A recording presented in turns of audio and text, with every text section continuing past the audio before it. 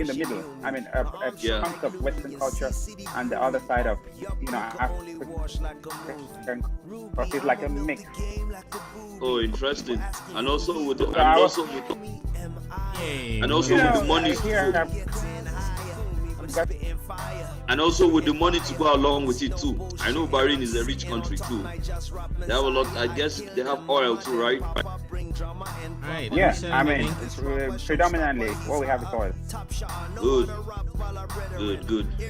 Interesting. I was just seeing on the news today that something happened in Lebanon. I don't know how far Lebanon is from where you are. Lebanon, we focus on the GCC, basically Bahrain, Qatar, Kuwait, Oman, Saudi, those five countries. That's what actually constitute the Gulf Coast countries. Lebanon and all these and Jordan and Syria and all these other countries are good, but they don't really have as much of a relationship with Bahrain. Oh yeah, I see. Okay, Yes, they are not in the same trading block. okay. Let's send the link. So, so Sponder, we're live now. So that is the link. You would do well to copy it and just paste it on your Facebook or your Twitter, so I people got can you. follow. I'm Yeah. sharing to I my got wall. you. Please join and share. Share and All join right. and share. This English. I'm going to share the link. Yeah. Shout out to those who are here already. You know the drill. Feel free to drop your name and city, and so we could shout out while warming up and setting stuff up. So Incredible Spaunder Uh, will start. We normally start when like a couple of people join. just give me a second. I think. Yeah, take your time. Yeah, that's all right. Mhm. Incredible Sponder. That's a powerful name. Yeah. Oh, it's good to have you here. I mean, I so much appreciated you when I saw that I mean, you've been following us and you've been commenting, but the last comment was and your comments are always for improvement. You know, Exactly, bro. I mean, that's the when I kind see this of. type of initiative, I need to be part of it. I mean, Oh, I do. I nice. want to be on the yeah. Yeah, I need to nice. find a way to add Thank you. value to this particular conversation. I mean, Thank I've you. known Brian from right from when he was at Bishop Rogan. Bishop Rogan and us, so we have some sort of rivalry. So basically, Okay. we're not yeah. But when he Good. came to UB, he was a complicated guy. I mean, I think sometime he went into some uh, psychology or philosophy or I don't know what was that, and then he moved on to computer. And I'm wondering, when I started watching him, and I was like, man, what are you doing now? You have a talk show. I mean, what exactly are you? So he knows how to, find so many parallels and put Oh, them nice. together, of which it's ideal for this type of program. If you want to have a talk show like this, you should be able to, stretch as far as possible. I mean, any field, any related field which you can ever afford. Yeah, mashallah. Yeah, yeah, Sponder. Even I mean, even you in UB, like you inspired me in many ways. I remember when I was in year one, you were already engaged. Like so I just want to show you how some small things like that like change people's minds because engagement those are things we used to see in movies and I used to think that okay I'm not there yet. You see what I mean? But to see that like it showed me that life you can make your own decision. So and that's one thing about Z, Incredible Z, that like even those around you, you always have this way of taking things that seem far fetched and then make them local. Like be it Hmm. business, be it like just a lot of things, and I hope we uncover those today as we're chatting. Exactly, exactly. I've shared a couple of my projects with Brian. I think I we didn't get a chance to talk before this. I've shared a couple of the projects which I have. That I believe that the most important thing is basically originality of a project. If I want to sell a project to Africa, I should sell it to an African. I should not sell a Western project to an African. If I Hmm. want to sell a project to a Westerner, I should sell a Western project to a Westerner. Yeah. That is why our business is in Africa, because basically we are adopting the Western model so hard, so much so that we don't make those adjustments to fit a local market. Most of the time, it crashes and burns. It's inevitable. So that simplicity is always required. It will actually take a little bit of creativity, but notwithstanding simplicity and understanding of the local and of the people you're serving. Yeah. Actually, my background is in marketing. So Mashallah. marketing is mostly building relationships and communicating and understanding and research. So that is how come I grasp those essential elements of communicating and building a business in Africa for Africans. Interesting. Interesting. Mashallah. We really appreciate that. I mean, marketing is one thing that entrepreneurs all over Africa now need to learn. Need to learn the tools of marketing, the fact what makes it work. Because I mean, we are having crops of entrepreneurs springing up everywhere around the continent. So I'm sure talking with you today, sharing your experiences, Sponda, would help a lot of people out there. As you know, Sponda, we're always very interested in the rough work, and in the rough work, going back to how Sponda, Incredible Spaunder was made. We like to hear your journey, your story that brought you this far. So other people too can learn, because there is one small boy in my village now watching you, and he wants to be called Incredible Spaunder too. Yeah, man. I mean, how old is the boy? 7 years. Okay, he's just of he's just I started my business at 9, Wow. so Mashallah. he's not far from it. I started my business without knowing I've started a business. It's somebody who called my attention to the fact that, hey, you're doing business, and I was like, is this what they call business? So that is when I understood the concept of entrepreneurship. I was in first Form 1. Form 1, I think, is the same system in Nigeria. Yeah, from 1 year after Yes, primary and school. yes, Form 1. My late dad, he may his soul rest in peace. He popped up to school at one time and gave me 5,000 francs. 5,000 francs was the equivalent in naira. Did you have to tell me in dollars first? 20, is it 20,000? And dollars is about $10. About $10. $10 about 3K, 3K, 3K? 4,000 naira, thereabout. 4,000 naira. So he gave me this money and he was like, okay, if you have to go out of school, I mean, if you have to spend this money, you can use this money. And when he came, the very next day, we had what was called an outing where they let students go out for a bit, catch their breath and come back and have a good experience at home and come back. So I have 5,000 francs, the equivalent of $10, and I'm like, what am I going to do with this money? If I go out, I'm just going to spend this money. So I asked a couple of students, like, hey, you want to go out? And they're like, yeah, I want to go out, but I don't have transportation. And I was like, how about I give you like 700 francs and then you give me back 1,000 francs?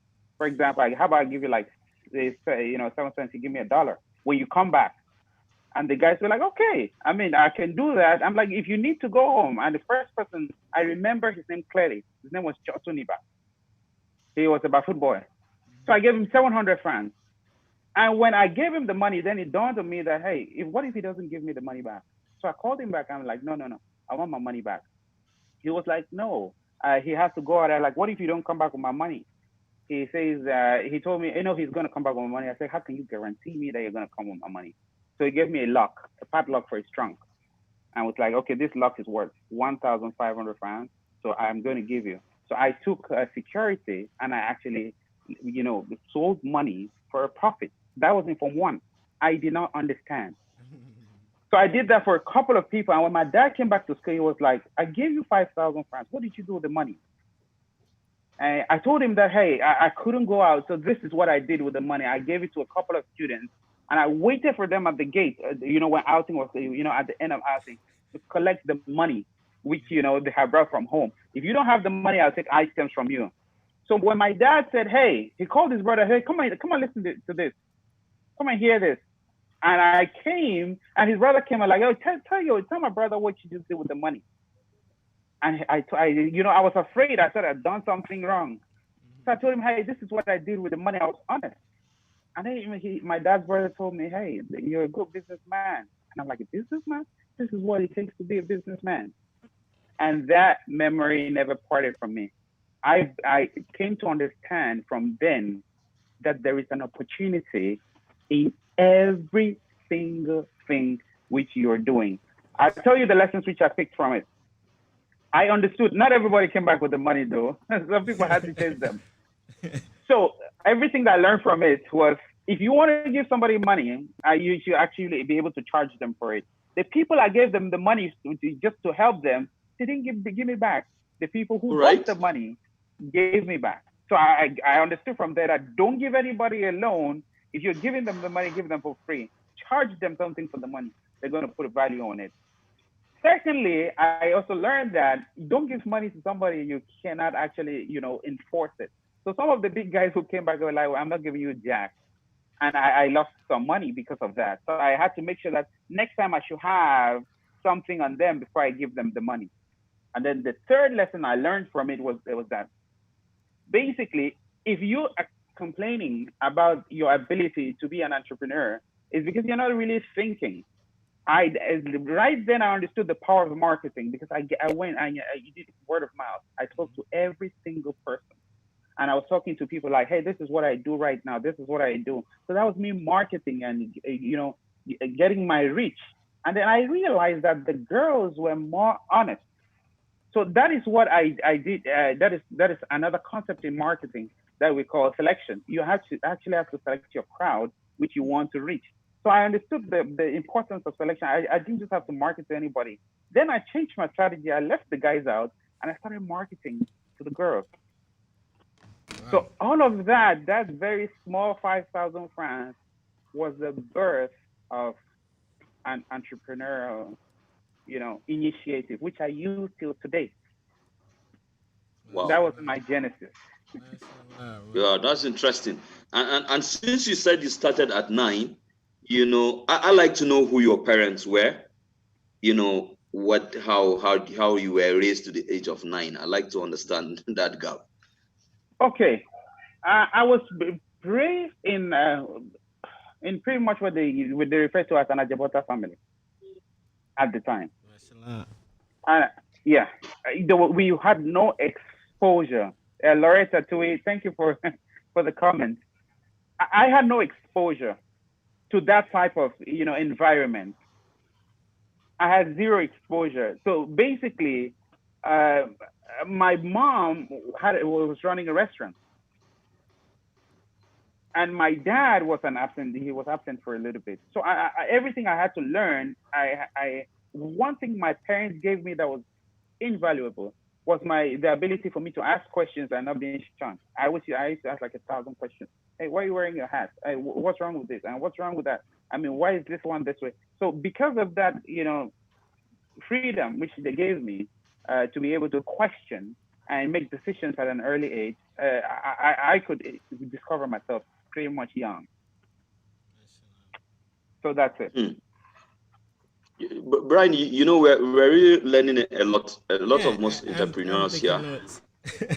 I am taking notes actually, and Pardon? I said I am taking notes, and I Oh, really, good. yeah. And one thing I was fascinated, and I am fascinated and excited about this whole episode, is because uh, life life seems to play itself in front of us in very simple ways, but due to free will, we have the tendency to complicate it. You see, so and then now sometimes you may realize that you have complicated it, but that's one of the hardest things to do. So with Z, I get to see how you see life for what it is, and I think we as a whole generation, and we will be leaders very soon. We really need to understand how to take things for what they are, and that's how we'll be able to grasp the powers that we have and use them, be it in the spheres of spirituality, politics, and all of those. Because see, like politics, we as maybe youths or people, I've never voted, perhaps in school. But that's because I complicate it. It's a simple thing. If I need some kind of representation, I need to get my voice heard. So I'm really excited about today so that we can get to tackle all of these things and get to maybe realize ourselves. Yes, We and and will, we and will, you know, brother. yes, and Brian, what I have deducted from most of entrepreneurs here, successful entrepreneurs like Incredible, is the impact of parenthood. You know, is the impact of parenthood at an early age. He made mention about freedom. that was given to him Yeah. by his parents. In fact, that is according to that is the first thing he seemed to really ponder on. So it now tells us as we are growing. I mean, Yeah. having children to become leaders of tomorrow is very important. We take our parents' life, very seriously. Yeah. Gloria said the same thing too. That about her parent. Arome, you remember Arome, the musician, Yeah. his Right. mother going to Yeah. the church. She used to sing in the choir and all of that. Yeah. So that's interesting, Spaunder. That's interesting. So in Cameroon, right? Yes. And this was in secondary school. So This after was in secondary school in Bamenda. yeah, yes, in Bamenda. So after secondary school, what happened to that your soft loan business? Well, amazingly, my parents lost everything. When I was, my mom lost everything when I was about from 5.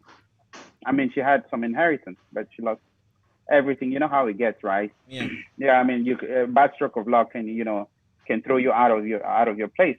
So what I decided to do, I took it up the notch a little bit. I said, okay, how about we try to grow organically? Understand? First thing I needed to do was recruit a couple of students as well. So I picked another student. His name was Jimmy Bud Hansen, and I also picked another guy, Atekwana Sylvester. I picked these two guys. Atekwana Sylvester, I needed him to enforce, and Jimmy Bud Hansen, he knew the local area. So I picked these two boys and I told them, hey, if you work with me, guess what? You're going to have some money and you're going to be able to go out of school. Then the business requirements exceeded the borders of a regular school environment. Because the school will not tolerate that type of thing, I had to now go into activities which were not according to the school rules. I had to break bounds. Breaking bounds, not leaving the physical boundaries, but doing things which were not in accordance to school. So I did that a couple of times.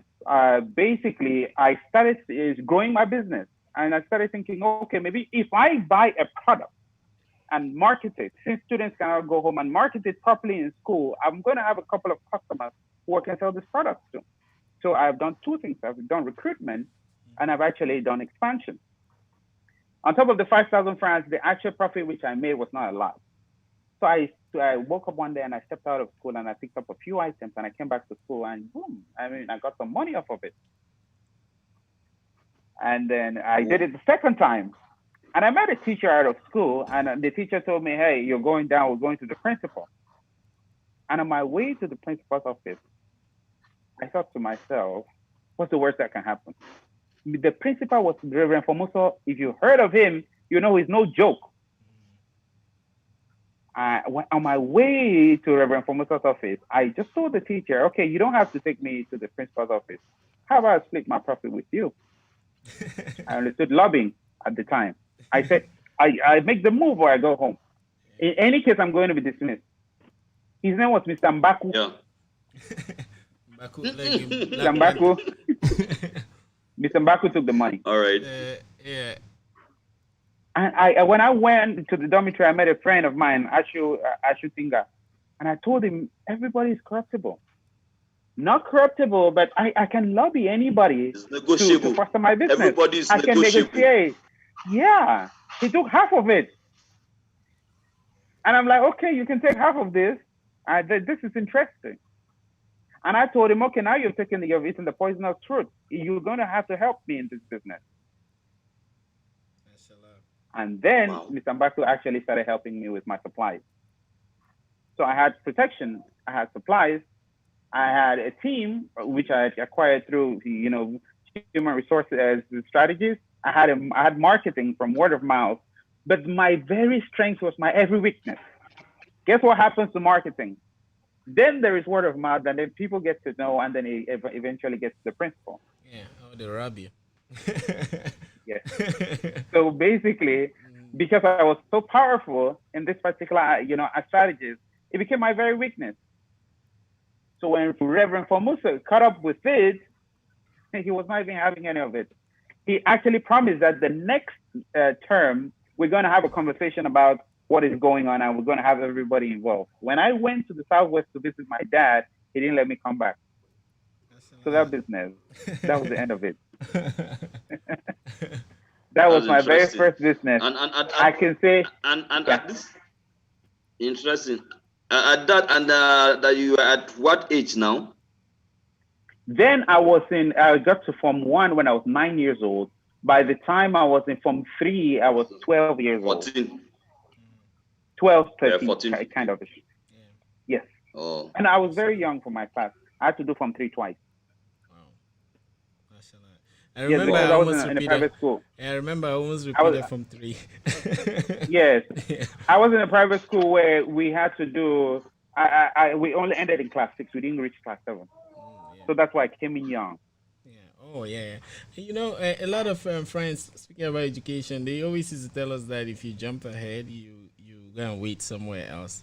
Then anyway, yeah. From three is a technical class. It's a transition. Yeah. And in terms, can you remember the anxiety that you faced while setting a goal and why operating to meet that goal, and how did you manage it? For example, having this 5,000 and thinking that this could become 50,000. Could you like sit on the same spot? Were you like itching to?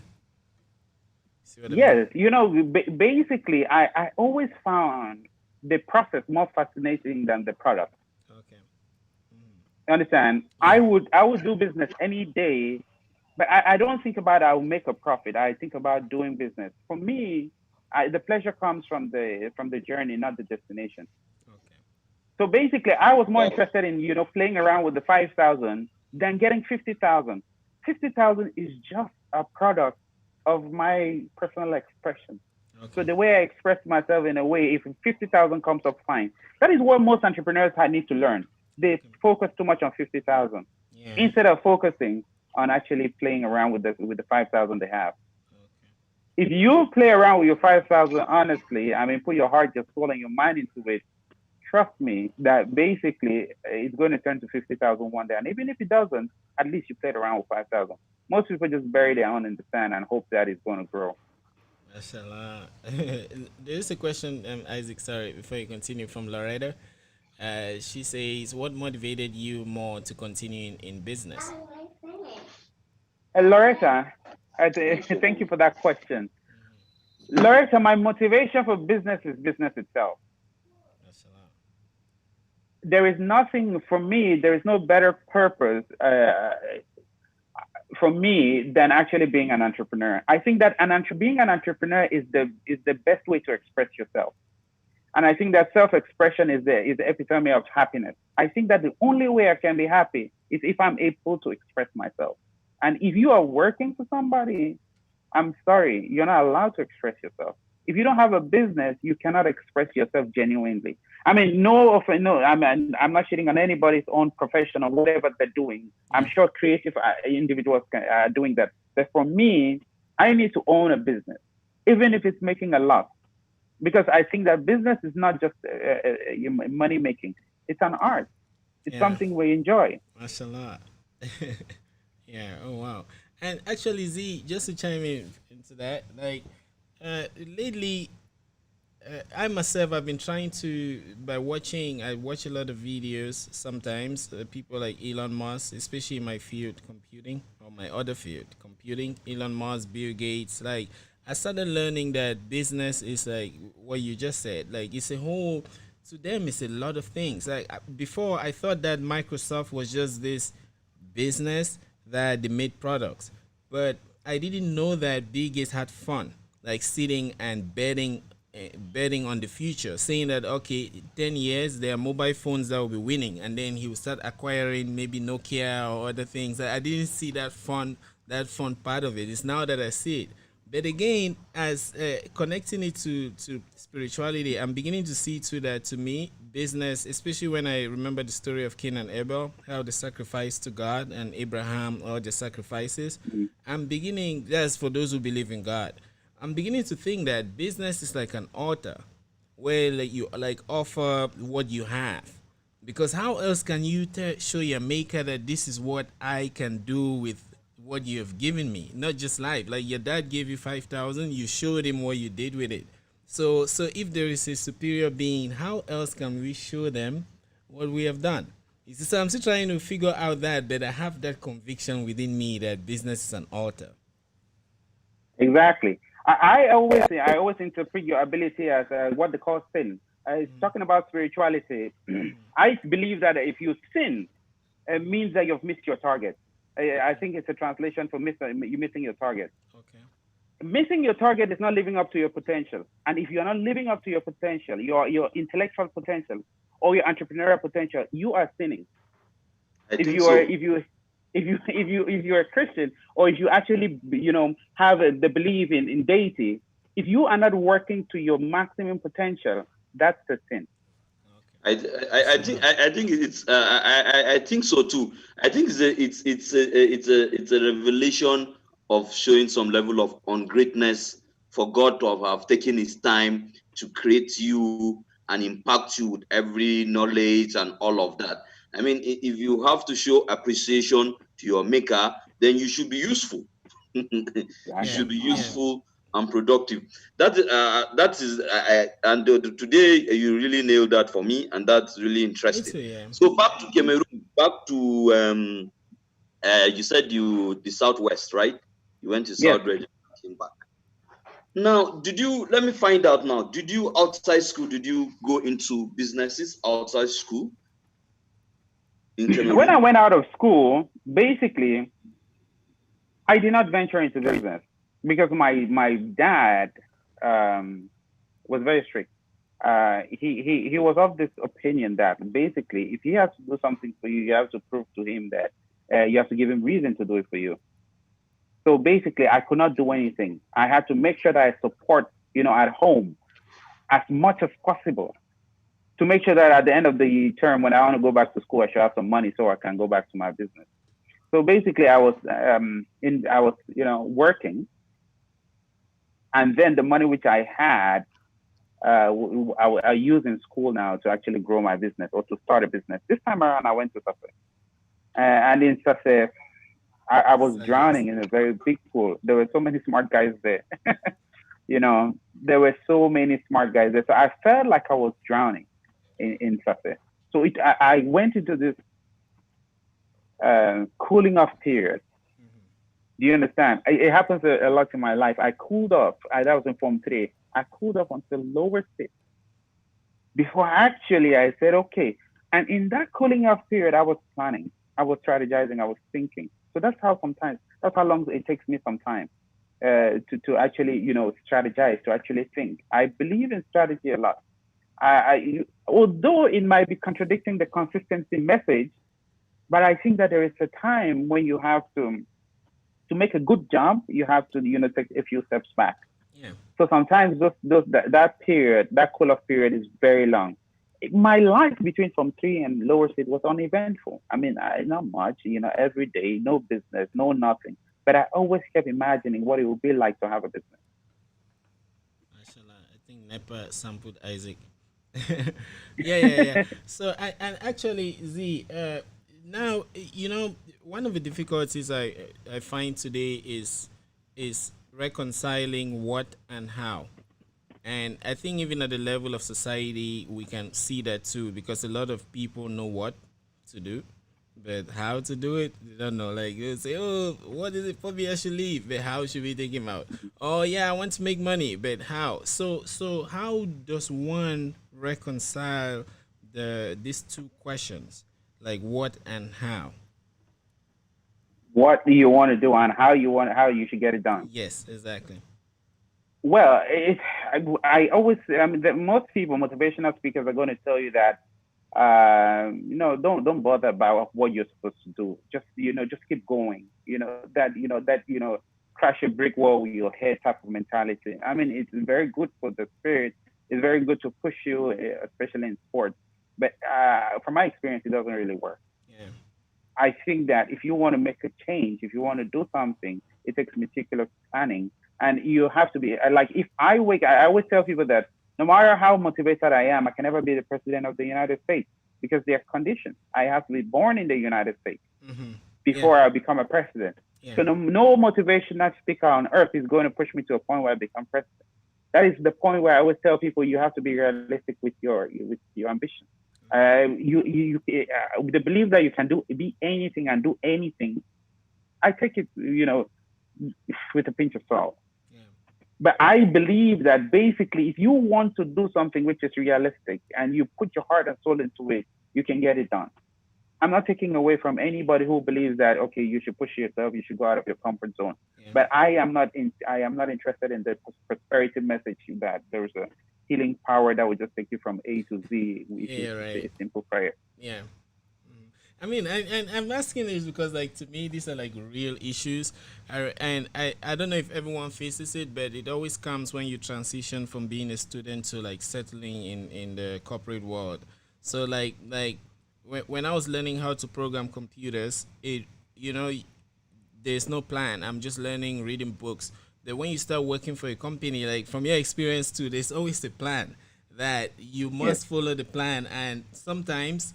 There is this thing where being able to deliver is even more important than the enjoyment. Like someone may write rubbish code, but so long as it solves the problem. So all of those things are making it. I'm beginning to really wonder, like why and how. But anyway, I hope I get to learn more about that. Then I'll tell you something about that. Yeah. There's a very big difference between doing a job and getting a job done. Mm-hmm. Yeah. Do you know the difference? No, tell me please. Because basically doing a job is basically making sure that something works. Okay. Yeah, right, true. Yes. Getting a job done is actually different to making sure it works properly. Yeah. Most people I have had an employer, and basically I've always thought that I should do the best possible. Mm-hmm. I should do the best in that position. No, but I've been fired from my job twice, and I will ask myself, hey, I did my best. Uh-huh. What happened here? Yeah. And then the revelation came to me, it's your best, but it's not the requirement. This is not what we asked you to do. You can excel in your personal ambition, but this is not what your employer requires from you. You can write code from now to the end of time, perfect code. If it's not delivered in the time when your employer says it should be delivered, it is useless code.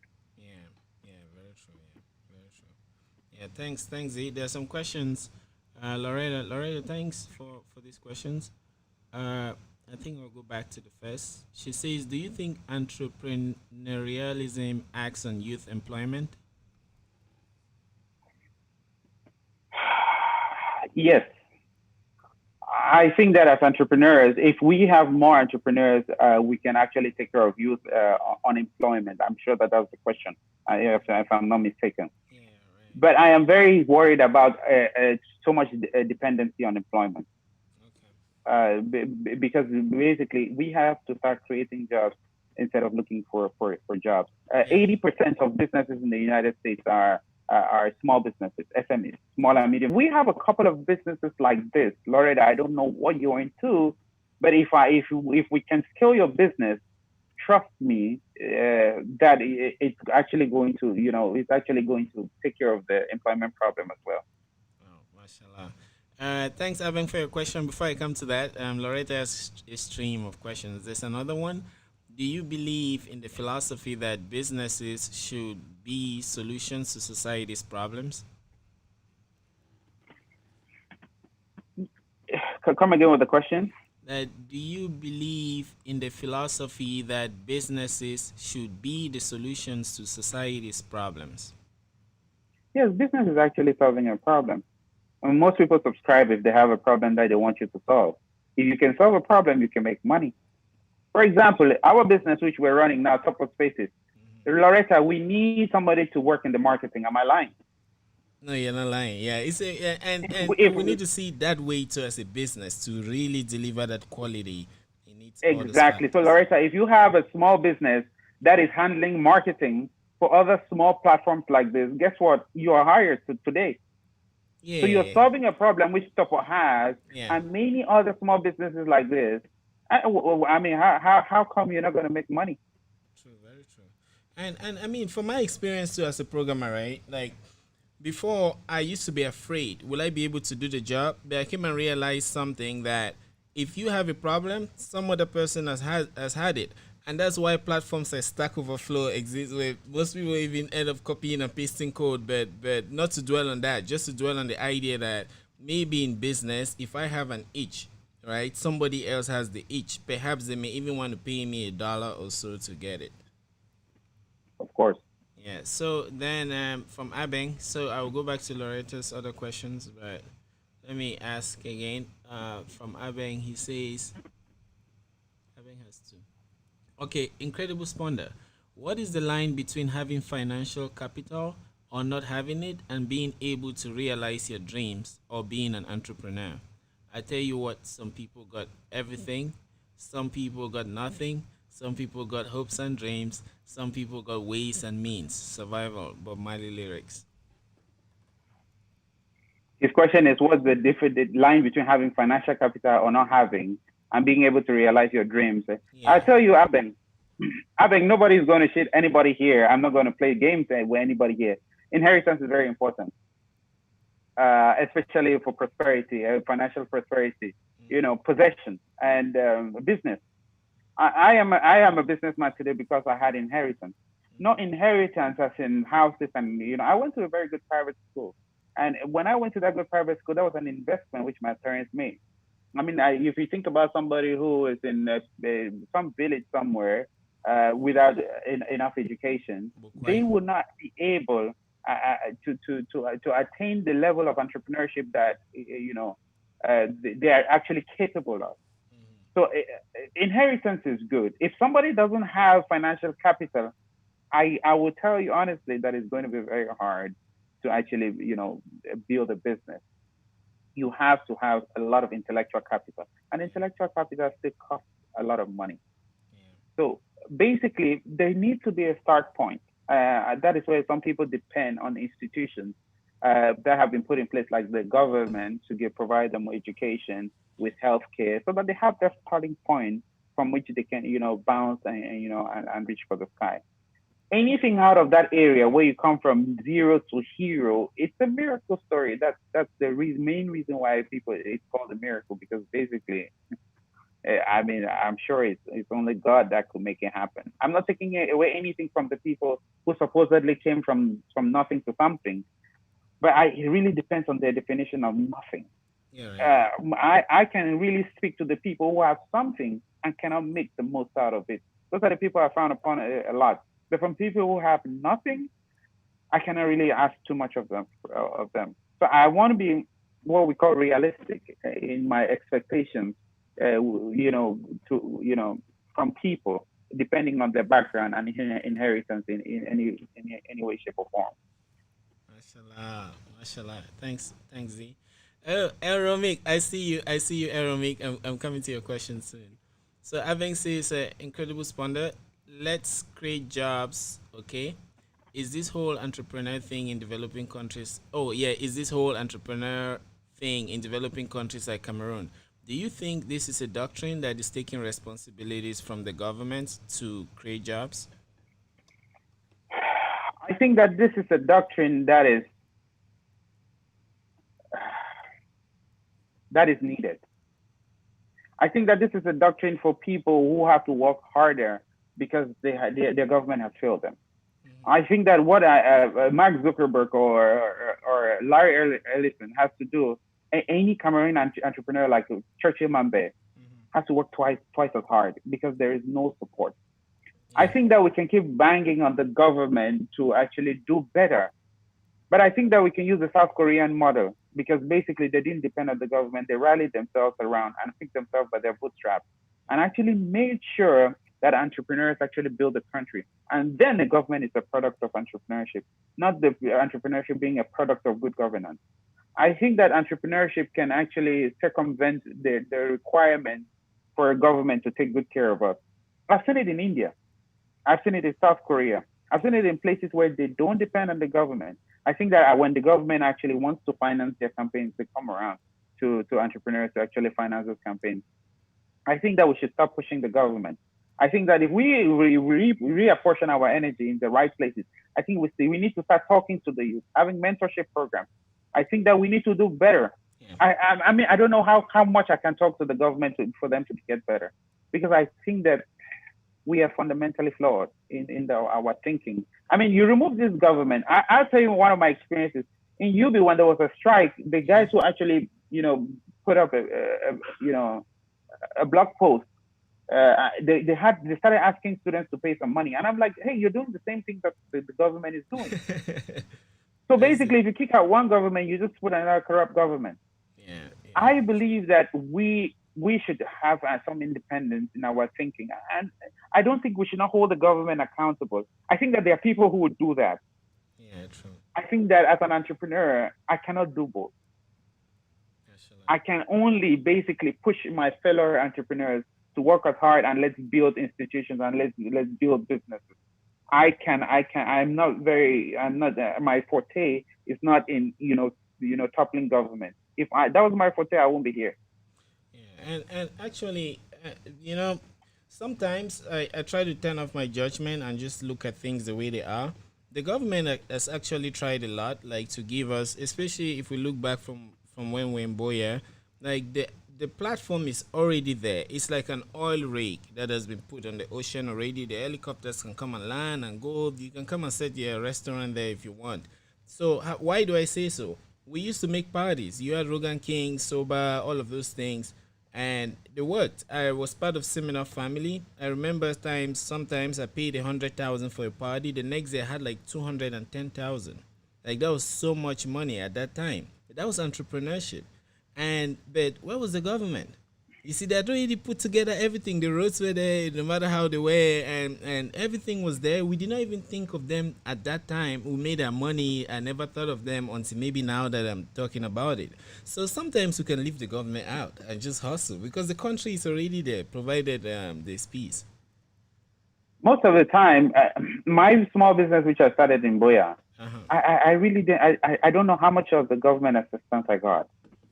I don't know how much of the government assistance I actually needed. Yeah. As a matter of fact, the government needed me. I was supporting the government. Mashallah. So basically, the government needs entrepreneurs more than the entrepreneurs need the government. Mashallah. So entrepreneurs, if you are hearing this, the government actually needs you more than you need them. So stop asking the government to help you. Help your own government. Mashallah. And so now, Aramik, shout out to you. So Aramik says, when should you, and thanks for this question, Aramik, because I think next we'll be chatting about like this whole business. When should you say a business small is successful, taking into consideration the business you used to run in Moliko Boya? Aramik, I knew that I was successful when I made my first 1 million. Mashallah. How do you feel? I took my friends out and I said, hey, I made my first 1 million. And I knew I was successful. And we spent, I had a bank account in FIFA. So I showed my friends, hey, look at this 1 million cash. Don't play with me. I'm a millionaire now. I considered that successful at the time. And then after I wanted more. And then I wanted more. And then when I got to 2 million, I was like, no, I want a car. And then I got a car. And I'm like, no, I want a better car. And then I got a better car. And then I said, no, I want an even better car. So Aramik, with success is if you have something called a business plan, you plan for 5 years. When you meet those targets, you could consider it successful. But success is not an act; it's a process. As time goes on, I see you're a buff guy. You don't stop. I don't see you. Every day you increase your weight. You have all the muscle that anybody could need. I could ask you, I could think that, hey, Romik, you're pretty successful. But every time you have more biceps, every time your fat percentage goes down to 5, you want 4, you want 3, you want 2. So, Romik, I would say, if you look at entrepreneurship, like the way you look at, fitness, you realize that success is always a shifting goalpost. It never stops. Mashallah. And I think now that we have that in perspective, we can really dive deeper into some worries that I have in particular. And like I said, when one has an itch, I'm sure others have it. So we hear these words like entrepreneurship. We hear words like life, school, towns. For example, Boya is a town. There are words like businesses. People start businesses, entrepreneurship. But what do those really mean? like as a human being, right? And in your view of life, what do you think is the essence of life?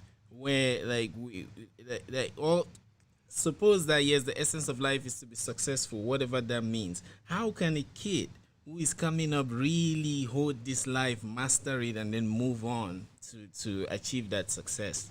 So maybe we can start from that and start breaking it down. I take my ambitions one day at a time. To every kid out there who wants to be an entrepreneur, I take it one day at a time. Not that you are any less ambitious. You Right. have an end goal, but I want you to set small targets, which you reach them. I Okay. want you to set monthly targets and just very simple targets. I don't want you to set targets which if you set so many targets and you don't meet any of them, the tendency is for you to give up. I prefer that you be consistent every single day. I am a lifelong learner. Just yesterday I finished a course in SEO Oh wow. because I want to keep learning. Hmm. I want to because I want to build a marketing platform, a very huge marketing platform. I want to know what actually makes one platform better than the other. Why on the SERP one is higher than the other. So I took a very intensive course and I completed it.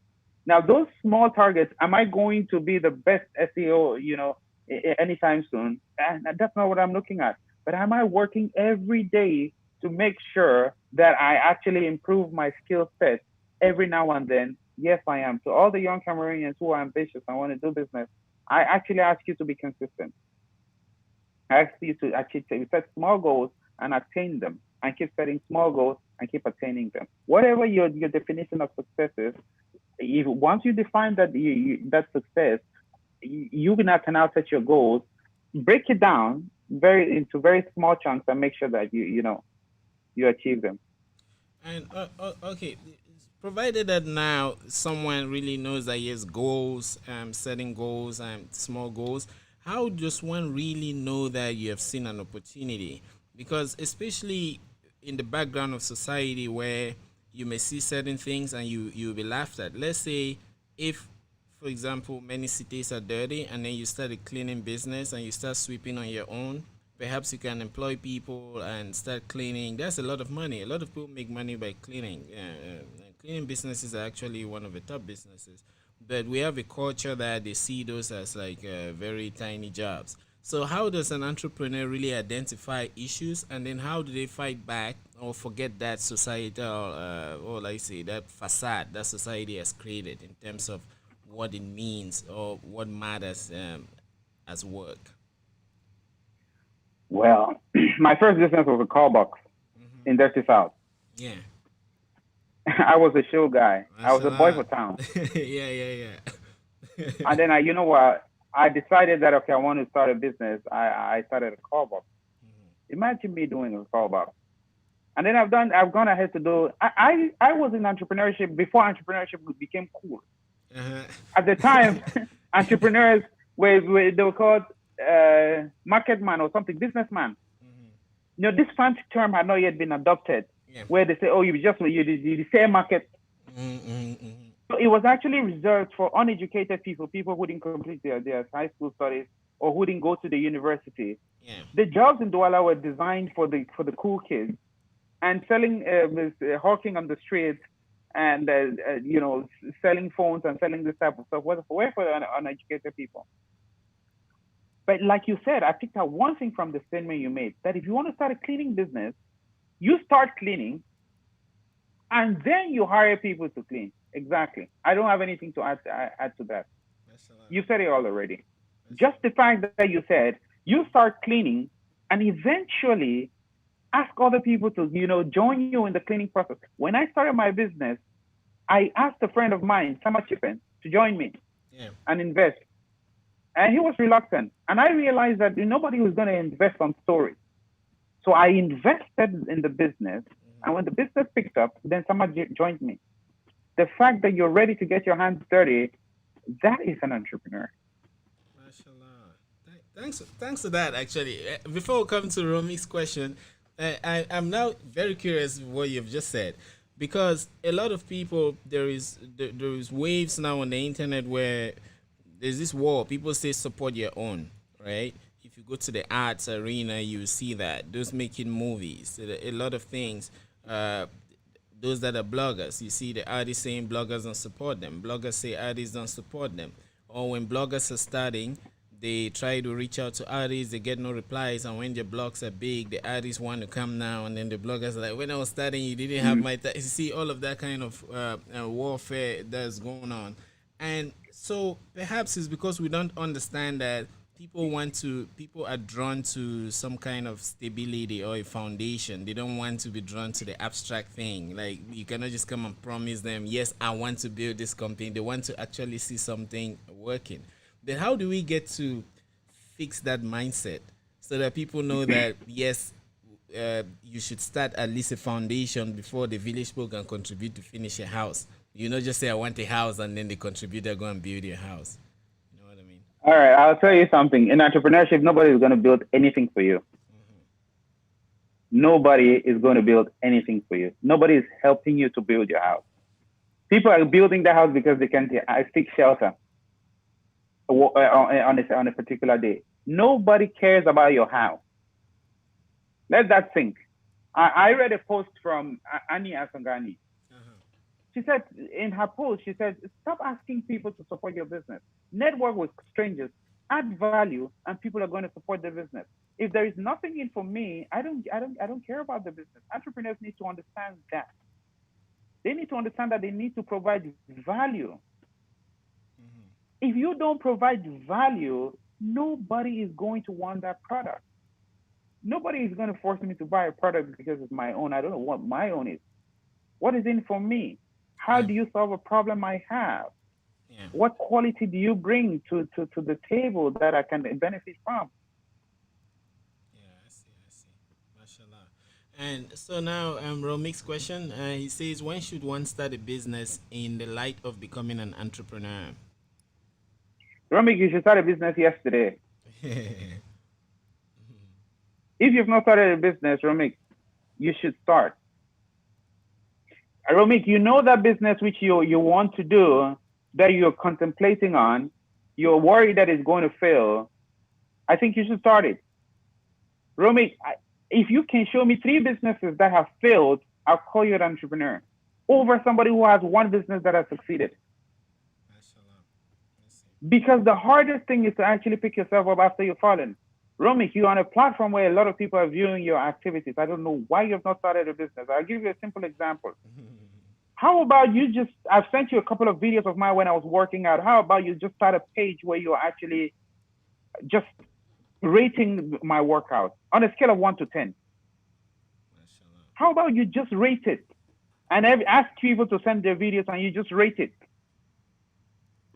on a scale of 1 to 10? Do you know how far that is going to go? You know how many times I'm going to send you videos? You know how many people are going to send you videos? Do you know how many other people are going to start looking like, hey, this person has a platform?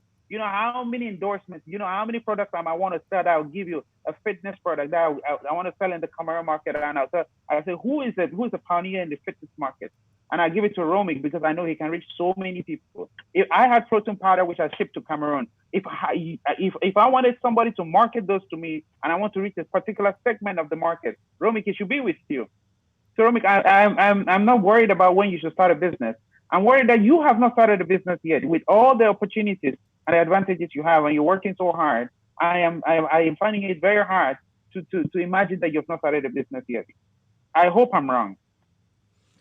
Romik is a magic man, by the way, for a start.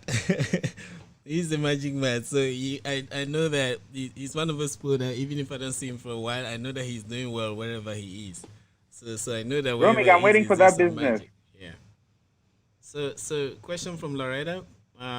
Loretta says, my biggest question, what do you think makes African startups remain startups after 10 years? Loretta, there are some businesses that are only always going to be startups. By virtue of their business model, it's always going to be startup. I'll give you an example. If you're a barber, there's not much. You cannot have a barber shop that is 10 floors tall. Those are businesses that are, essentially designed to serve a small group of people. There's only as big as you can get. If you're a small restaurant, once you grow too big, People lose confidence. People want that personal relationship with the food that they're eating. Yeah. So, Loretta, if you want to know why some businesses remain startups, it's because some businesses are designed to be startups. And there are some businesses which you cannot scale. If you scale those businesses, you lose the essence of that business. Mashallah. I mean, I remember visiting Richard Bonner's club in New York. When was that? Last year. Small. It's a small club. I think you call it Bonafide. It's in Manhattan.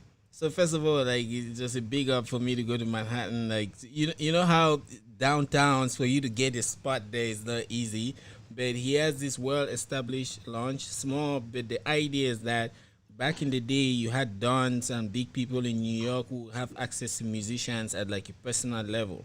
So that's what he wanted to do. So he's like a world class artist and he has a network. So he wants to bring these people there so that when you come, you feel like you're done. You see, so instead of like you being at the top of the chain, whatever chain, you can now go to that small lounge and then feel this close connection with perfection. Exactly. And when the size grows bigger, that personal connection gets lost, right? Yeah, right. Yeah, that gets lost. So And basically, it is designed to be small. So Loretta, I'm happy that you asked that. Loretta, I'm actually just drop the type of business you're doing or what you're interested in doing, so I can actually give you specific responses to your question. Isaac, welcome back. Isaac, Thank welcome you. back, brother. Yeah, thank you. I had an internet glitch, so I had to Internet, get alternative internet supply. internet Yeah, connection. sorry I Super. left you Thank you, brother. guys. I know you guys have gone Yeah, so far, but I'll just follow through. yeah. And And Isaac, Yes. prepare. Z Incredible Spaunder is actually a very important figure in Boya. I think he can answer most of the questions that you have. Isaac is fascinated about Boya because the people he has met were from Boya have blown his minds. And when he comes to Cameroon, he sees like an artist or someone that is doing some wonderful thing. He sees that that person can be traced back to Boya. So he's wondering that what is happening in that place. So he's always wondering what is the magic that is happening in Boya. And we actually have to shoot a documentary about the whole place because of that. Yes, you're fascinated. I mean, you're trying to figure out maybe the weather, Isaac. You're all trying to right. figure out what is the common denominator in most creative people who come from Boya. Um, I think that Boya did not have an original culture. I think that Boya is like a mix, a blend of so many cultures, and where people are actually in Boya University. Most people from there came from all parts of Cameroon. And a few people, when you hear about people from Boya, most of them originally are not from Boya. They just schooled in Boya. So they came into an environment where there was a lot of, cosmopolitanism existing. There were so many people of different nationality, different origins, and they came and shared their creativity, and a lot of people learned from it. Myself, I'm not from Boya. Churchill is not from Boya. A couple of entrepreneurs are not from Boya. Yeah. But because we came into this environment, which I don't know who set the precedent for that type of creativity and improvement, we actually just picked it up. And this type of creativity has always been associated to Boya. But I think that Boya is just a pot, a mixing, a boiling pot for Yeah. so many talented people from all over Cameroon. It's like the sea. Yeah, It's like I the understand. sea. A lot of rivers flow into it. I went to Ahmadu Bello University Zaria. It's a small community. I'm not sure the people in that place are more than 1 million or 2 million. It brings all walks of. It's one of the universities in Nigeria where all people, different ethnicities, and all of that different tribes from Nigeria come to Zaria. But I have not, even though we have produced more presidents in Nigeria. I mean, from the university. What fascinates me about Buya the more is is uh, is the growth or the development that has been aided or that has been built or that has been sponsored or that has been pushed on by ICT. I discovered that there are a lot of tech guys there, and we all agree that in our today's environment, our today's spaces, economic spaces, wherever you find a space that is ICT charged, economies do well there. And in my little research, I just like what you have said, it seems like it is not the government that stimulated this ICT growth, right? So if it is not the government that stimulated this ICT growth, that means that the community people, the people themselves, private individuals, brought in this ICT, right? So, but this is what we're still trying to very much establish in the documentary we want to shoot with Churchill and others. But for me, I'm more fascinated that Africans can actually do without governments, because the truth is that whether it's Cameroon, whether it's Ethiopia, whether it's Egypt, whether it's Algeria, whether it's Ivory Coast, our governments have not optimally done what they are supposed to do to provide enabling environment for business to fester, right? So I am looking like, if you look at the Buya, here you are now, Buya, Bahrain, you're doing so well for yourself. This is Brian here, World Bank, United States. We spoke to Edward Tanko, United States, working in one big tech industry. Paul Otto Akama, Churchill, Didi. You can go on counting the names. And all these business minds, all these artistries, came from Boya that is ICT charge. So we are beginning to look like, come on, man, can't we use the Buya experience in other parts of Africa? To just say, forget about the government, man. Develop yourself, man. Come into private partnership, within communities, and set up yourself. It's a lot of narrative. Incredible. But do you understand my drift? Do you understand what I mean? I do get your drift. I agree with you 100%. That means we can extrapolate the Boya model in other parts of Africa, and it will be successful without the assistance from the government. Yes, exactly. Yeah, and go ahead. It's a great point. I don't have anything to add on top of that. You said it all. Yeah, but just to say that we are telling you now that we want to shoot, we want to do something, we want to build out this model, or we want to carve out this model so that other Africans can see, even in Cameroon too, other parts of Cameroon can get to understand the Buya development model, and adopt it. And we are saying now that when we begin to shoot and we begin to look for, people to share experiences and what we have done to them, we will knock on Mr. Encredible's door to hope that he will also share his experience in putting together this documentary, which we hope to pull out this model from.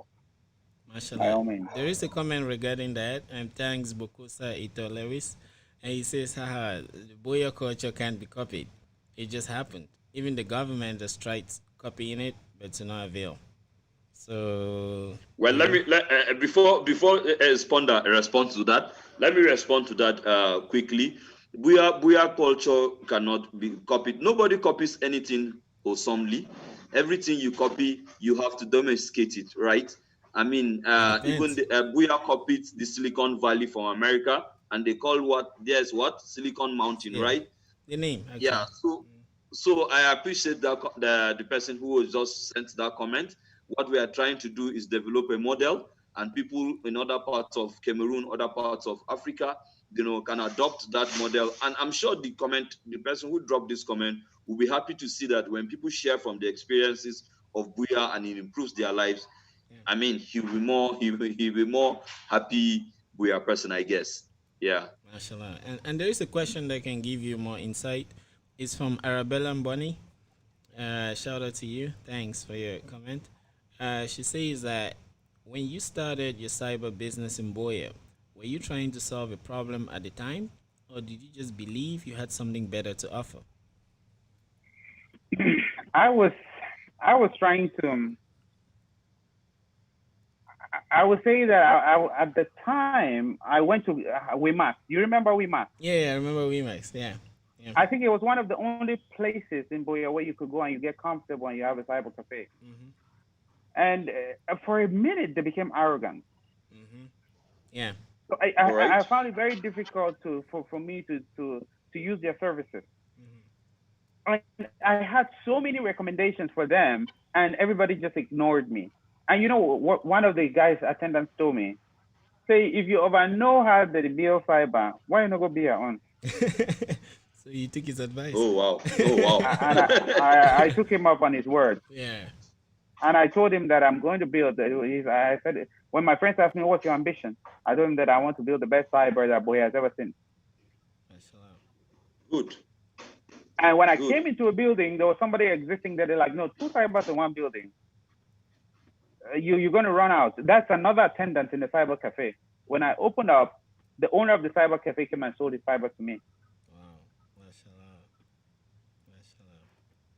So He basically, came and sold it to you. Yeah, he sold his fiber to me. He sold everything, all the items in his fiber to me. So your Mine skill was of smaller. negotiating, your lobbying and negotiator skills came out again. So Yes. that All right. that Now, gets me curious now, which means that in business we it points towards like some kind of spiritual aspect, but I'm saying spiritual because that's the domain that has captured like virtues, and tries to explain us virtues as opposed to sciences, some other sciences. So, what then is the essence of let's say oppression or suppression? Because in one way that's oppression in the sense that there is a business that should offer services in the right sense of the word, that they are suppressing and oppressing the customer in one way or the other, even if it's that they throw some insult and then that makes you feel some kind of way. So what is the role of like oppression to an entrepreneur? Look at our artists today, they can't take criticism. You tell them that, oh, this song, you try to suggest because like maybe you're used to your country dance and it's very beautiful, you come and hear somebody saying he wants to sing and then he sings nonsense and you tell him that that's nonsense and then they're mad at you. So how can we as entrepreneurs really use any form of oppression or what we think is oppression or negative vibe, whatever that means, and how can we use that to grow? Well, most people call it oppression. I call it opportunity. Okay. When I wanted to build a cyber, the guy told me, you don't know anything about networking. I said, so fine. I want to build a cyber. The first thing I'm going to have is internet. So I used the internet and I learned how to network computers. And I did that. If this guy didn't oppress or suppress me, it would have not pushed me into my thinking. I love it. It's important for entrepreneurs. You know, this nice message of, oh, you just wake up in the morning and boom, boom, boom, and you do business is good. No. You have to take your pain and you have to be angry. You have to be pissed. Sometimes you have to be mad. Mashallah. And go out there and tell the people like, hey, you challenge me, I'll take up the challenge. I will show you, Pepper. And I went, I closed the doors. My friends will testify. I took a crimson tool and I did not know even the first format of how I aligned the cable. Talk less of what is a router. I didn't know what a router was. But wow. 7 days on, after failing multiple times, I said, okay, enough with suppression and oppression. This is opportunity. Mashallah. And the cyber was born. Thanks Interesting. for that. Yeah, and I mean in life, right? Like it looks like that's what makes us really tick. If you look at those who follow American politics and societal issues, one of the things that they would say, especially the experts, is that in black communities, the fathers are not present in the lives of their kids.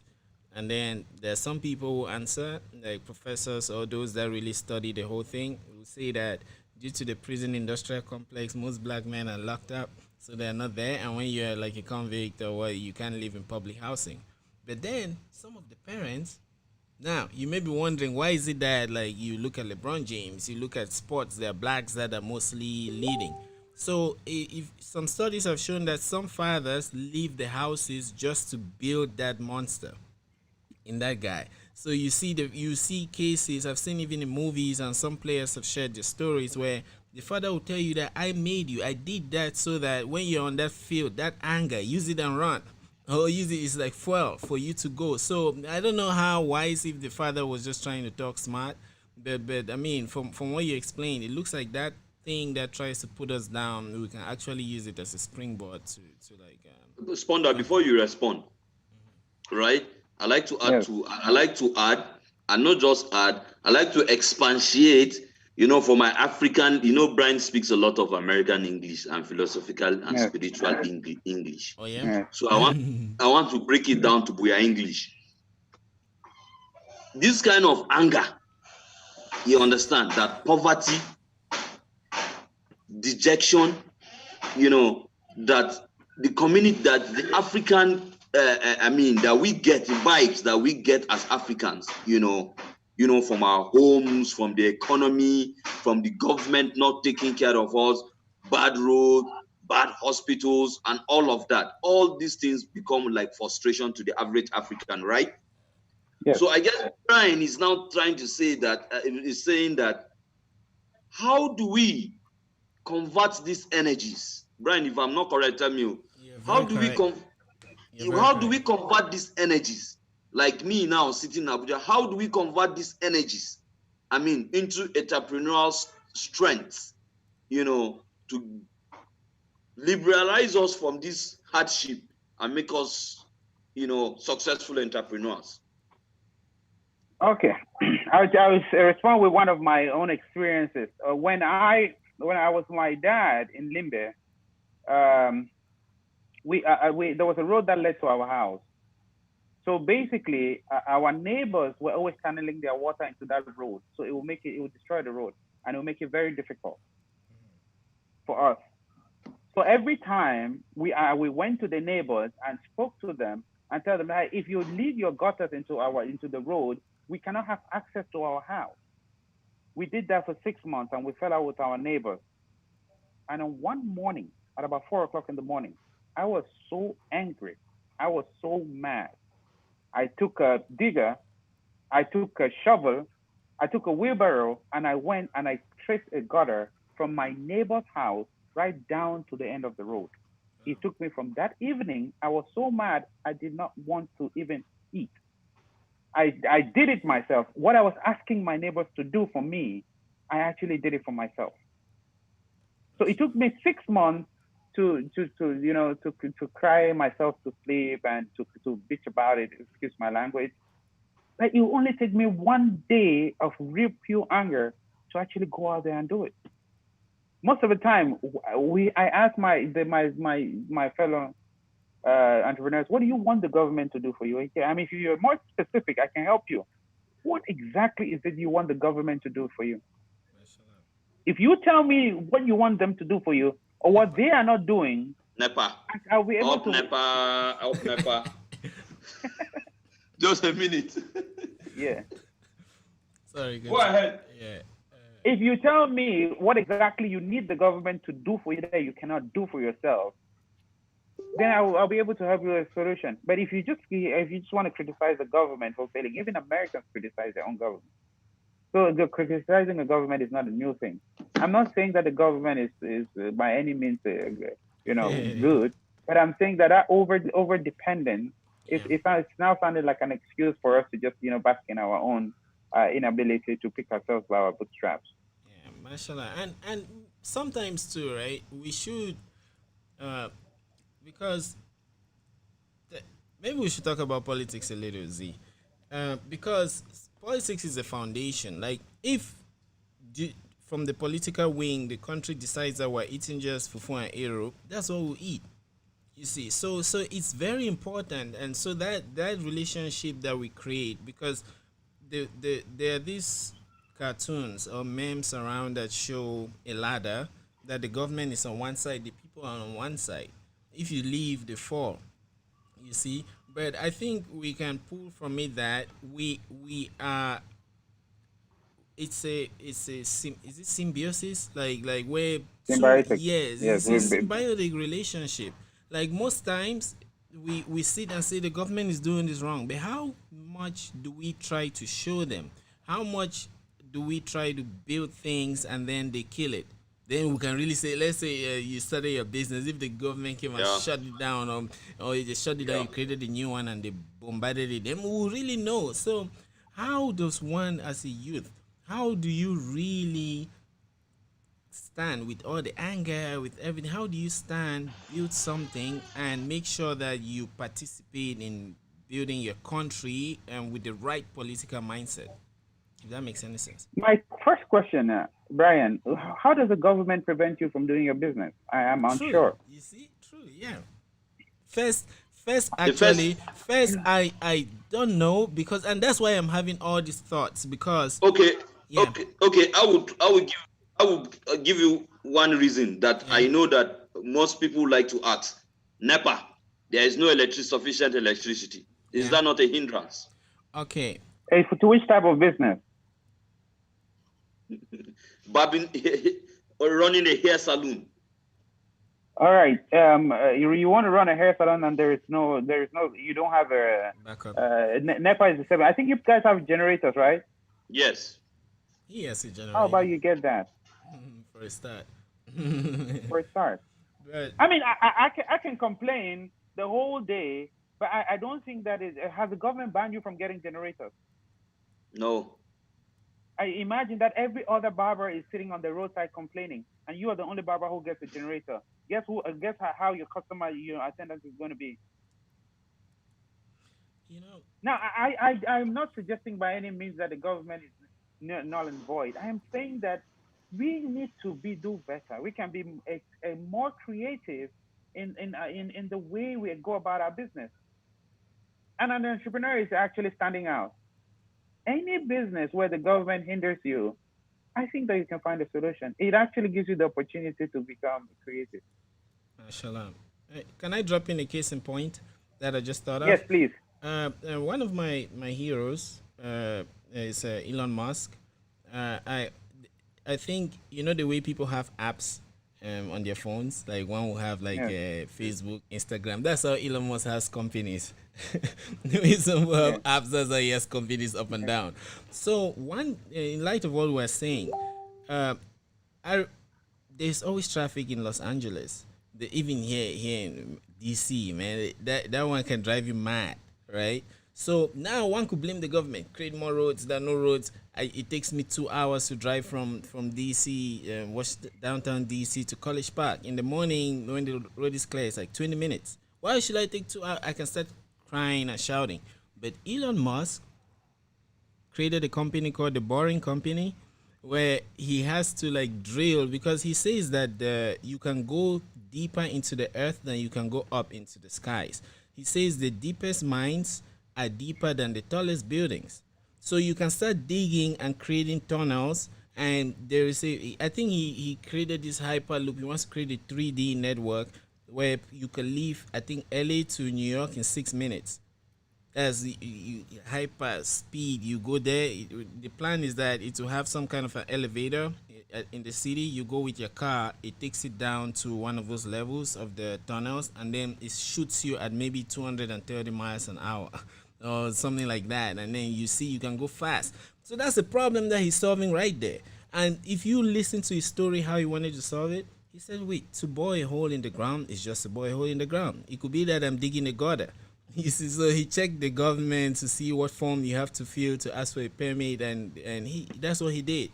You see, so I don't know. Like now that you ask this question, Z, I'm really thinking like maybe that's what we need to be doing. If there's something, if the light is not enough, how can I substitute? Yeah. How can I? Maybe I can start my own. Anyway, let me not say. No, but you're I mean, correct, Brian. Yeah. You're correct. you Yeah, can give maybe that you can. generator. Yes, maybe you can start your own generator. Maybe you can even buy a bigger generator, power Thank you your very much. little saloon and power some other neighbors who would pay There you. we go. There we go. You see, Isaac. You see. Now this is an entrepreneurship mindset. There we go. Now we start thinking and talking like entrepreneurs, and it just takes the right. I mean, it's just the right mindset. Mashallah. Exactly. I don't think that entrepreneurship is has to do only with financing and ideas and all of that. I think it has to also do with the mindset. I mean, once we overcome that type of mindset, and then we are actually going to find ourselves in places that we didn't expect that we're ever going to be in. Mashallah, Hmm. mashallah. Yeah, and another question. Anyway, before that, I mean, like, so which means that by that standard, we could say that Africa is like the richest continent, like rich in opportunity. Like Cameroon, Nigeria, all of this. These are the best countries. Anyway, Isaac, I think Cameroon is the best country in the world. Yeah, God And bless you. Take yeah, take it, take amen. I mean, it. yeah. So which means Yeah. we are like ripe with opportunities. Here, there isn't really much to do like abroad. All the low hanging fruits have been cut. If you have to innovate here, you have to be like Elon Musk, like you go to Mars, or you create something that is in front of everybody's eye, and then but they have not noticed, or create some new air or water.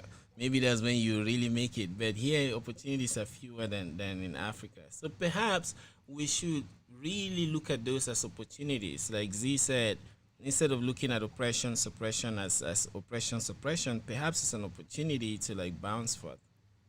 Anyway. Yeah, exactly. Z, incredible. I prefer to call you incredible. Incredible. I think I agree with what you have said and what Brian had said. I mean, Africans, we should begin to stop complaining and just change, begin to use these opportunities, whatever these difficulties, these frustrations, and begin to convert them to energies that will help us create more conducive conducive environments to us. Then, incredible. That brings us to the question. Some Africans, young entrepreneurs, always say, "Where do we get the startup capital? How do I get a startup capital?" Please speak to this Uh, it, issue. it depends on the business you want to start. Can you give me an example and I'll help you with it? I'm not looking. I'm not situating on any example, but I'm just looking at normally boys that graduate. I can give Young one. boys within the age. I can paint the Pardon? picture. I can paint a picture. Good. Go ahead. Yeah. So, if you look at Cameroon, right, we love to show off. I don't mean that in a negative way. If you create a bar in the quartier, you create a bar It's by the road. African. If you create a bar in the quartier, a bar by the road where people can drink and others see them drinking, then you would have some kind of people will come there. Or you have a barbing salon where people cut their hair 2,000 francs. Like people will go there just to show that they cut their hair for 2,000 francs. So assume that we want to start a barbing saloon that is 2,000. You book for an appointment. We have a couple of barbers and stuff like that. So Isaac, can we use that? Yeah, we can. Okay. Very typical. I'll give you my own example. When I started my business, I used my room Mashallah. as my store. And then I went to Douala and I spoke to some people and I asked them, how much are you selling this TV for? And he said 50,000. I'm like, okay, je suis un revendeur. That means I'm going to resell. Mm-hmm. It's somebody I knew, and he was like, okay, now I'm going to give you for 30,000. And I'm like, okay, I'll take it for 40,000. He's like, why? I said, because if you give me on credit, I'll take it for 40,000. It's like, okay, I'll give you 2 TVs. Now, my question to you is, Isaac, how much did I spend? Only your brains. Your brain, man. Only spends thought. Time. So I took a 10,000 loss. I transported a TV. It's those TVs that had a CD player underneath. All right, those are okay. Yeah. Wow. Yeah. So, and I came to Boya and everybody was amazed. Wow, a TV with a CD player. And boom, I sold both of them.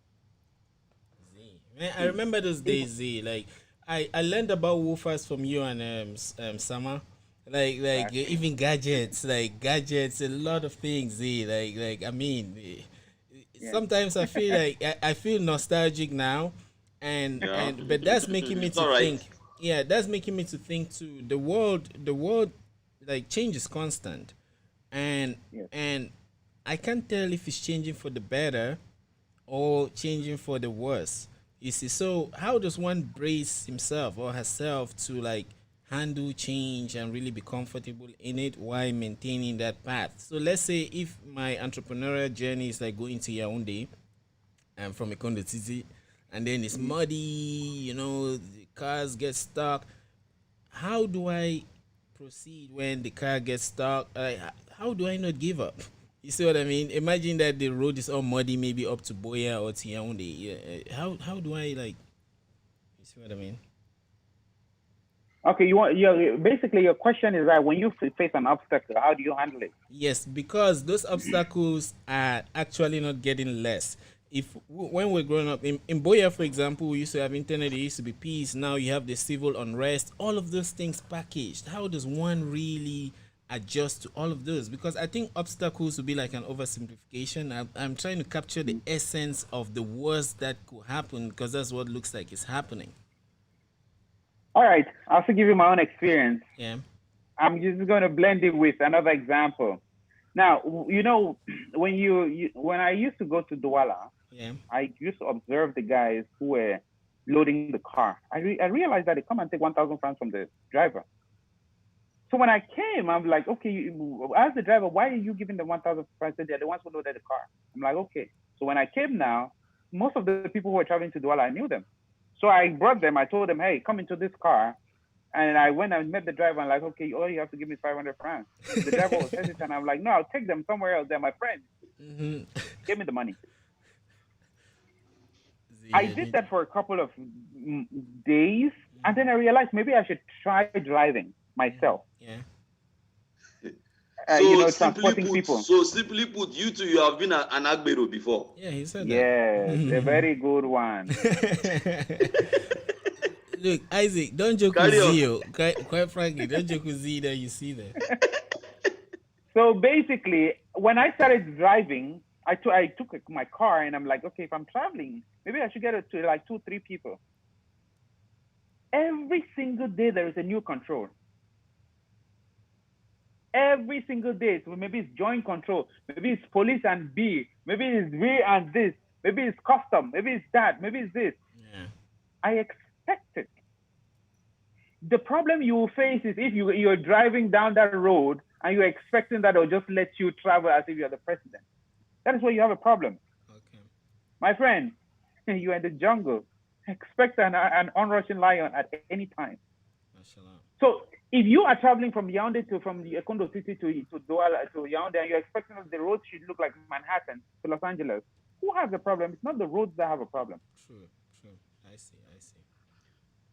All Mashallah. right, Mashallah. this lesson needs to be spelled out. Yes. I mean, what guys, if you are listening, what Encredible Spaunder, aka Z, is spelling out that is that there is no business that you go to and just think that you're going to succeed without challenges.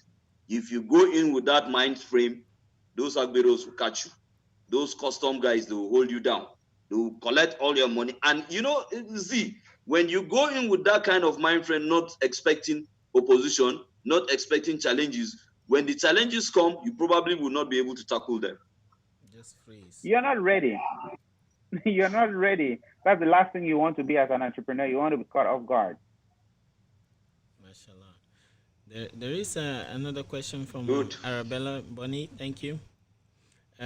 So many things make a lot of people angry when it comes to systems, poor customer service, etc. How do you know which of these to address, take on as a challenge, or see it as an opportunity to start a business? The ones which are persistent, you should actually look at it as an opportunity to start a business. Let's say if I go to Microsoft every day and I'm using my Microsoft Word, it never has a problem. It has one simple glitch. I don't think that I should go and start my own Microsoft Word business. Yeah, but if I show up on that platform every single day and it's not improving, and I'm talking to customer service and it's not improving, and I'm like, okay, let me jump on this. I have so many ideas on how to fix this problem. How about I just do it myself? Proper institutions are not good for entrepreneurs. If it's too good, I don't have an opportunity. When it's bad, it's good for me. Mashallah. So then the next question follows naturally. What do you love most about life as an entrepreneur? That's from Loretta. Loretta, you come out wise. You emerge wise from this episode. Loretta, what I love the most about entrepreneurship is the ability to add value. Not make money, to add value to a particular situation. I'll tell you what I mean by that. If I make your experience better, I've added value to your own personal experience. And when I realize that has been done, it's more important to me than money. But don't get it twisted. I need money because money is the only representation of value that I consider. Don't tell me thank you. If you tell me thank you, it means that I will in church. If you pay me more for a service than you would have paid somewhere else, I will understand that you've put value to my services. So they are intertwined. The value I receive and the money I receive, they go hand in hand. So in short, making money is very good for me. Mashallah. Thanks for that. So, Isaac, over to you. Yes, I'm just trying to understand Incredible. I don't, he has been saying here that he does not, he doesn't really love money. And that's a bit confusing, especially to my Igbo folks here in Nigeria. Incredible, have you met the Igbo men from Nigeria? You should have. Yes, I have. Yeah. So everybody around believes that the Igbo people love money so very much, and this is why they are in business successful. So when you say you don't love money, you love the arts, then what is the drive for making the money? I'll tell you, the money. I mean, if you just give me money, it's not going to make any sense. The Igbo people don't just love to have money; they love to do business. And the only way they can understand that their business is successful is the money that they have from the business. Mind you. So they are not going after money, they're going after business. And money is just a measurement of how successful their business has been. Matters is a spoiler, he loves money. That's interesting. Yeah, then there's this other thing too, right? As a let's say as Africans, Cameroonians, Nigerians, I think we should try to capture what it means to actually learn and what like education is. So what is the essence of like knowledge? Like and because for example, when people go to school, some despise mathematics. Like me. Yeah, some despise mathematics.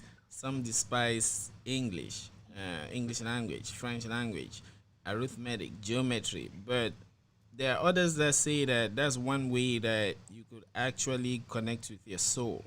Because some of those things, like let's say mathematics, for example, it has structures that are universal.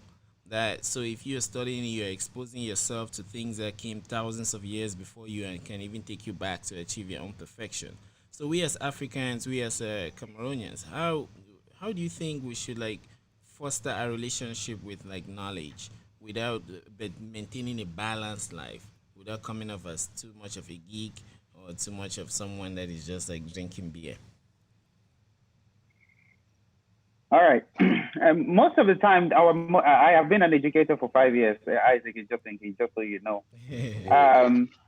The most difficulty most people face is how to apply that knowledge which they have learned. Okay. So when they don't know what to do with that particular knowledge, they just go around repeating it instead of actually using it for the purpose for which they learned it.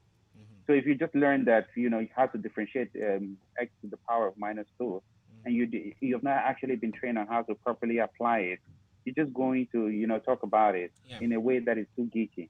So it's useless, pointless. Yeah, true. Now, knowledge is only as much as it can do for you. If I want to learn about something, I have to be able to use it to solve a problem. So most of the time, our educational systems have failed, hopefully. I know that firsthand. I always give an example that look at a car, the first Volkswagen Beetle in, say, in the 1950s, and you look at the Volkswagen Beetle today, it's very different. And you look at a classroom 50 years ago, and you look at a classroom today, it's the same thing. The institutions have stayed and have decided not to change. I think that it has been like that for a reason. Mm-hmm. It's because educational institutions were designed to create workers. Okay. So if they have to modify it, it will be creating entrepreneurs. And who is going to be working for the entrepreneurs? It is designed to make you be a worker. So that's why you cannot go to school and learn how to be an entrepreneur. You can only learn how to be a worker. 90% of people who leave school want to go and work for a company. But there are universities that are teaching entrepreneurship now. No, most of them don't teach you how to be an entrepreneur. They only give you a few courses. And if you see, look at all the students who leave the university, if you have up to 30% of those who go off and start their own businesses, that would be a magical situation. because educational institutions were created as a training for people to have workers to work in their companies. So that structure has not changed. So until that structure or new structures come up that actually raises more entrepreneurs, we are only going to be producing more and more workers, and everybody's always going to be looking for a job. Mashallah, I see. And you know the businesses are not sleeping, man. Like I went to the University of Maryland, College Park. That's where one of the founders of Google, he went to that school, Sergey Brin. He went to that school. The founder of Oculus Rift, the eye thing that they put on you in a different world. So what they do is those people visit, and I remember in school I used to have Google socks, Google T-shirt, Google key holder. That made it I forgot about all my dreams, right? I was only thinking of Google. You see, and then you have ex students who are now in Google. They come and visit us, and we chat, and all what we are thinking, and the bulk of my classmates only thinking, I am going to Google. Then that week passes, Facebook comes, then it does the same magic. That week passes, Disney comes. So I think the companies too are not sleeping. So universities are mostly, I don't know if it's lifestyle, but they're kind of forced to get into these partnerships where they will just be producing workers and workers. So perhaps one needs to be Now you a get it, rebel. Isaac. One needs to be a rebel to break out of that. Yeah, I think basically the entrepreneurship spirit is a rebellious spirit, is a revolutionary spirit. A rebellious one. Yeah, pardon? A rebellious one. Yeah, a rebellious one. Incredible. It might interest you to know that we've spoken to quite a lot of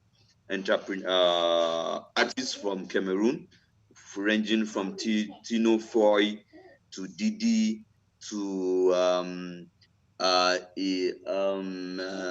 Boy Tag, to give me their names, Brian, to Ira, Many.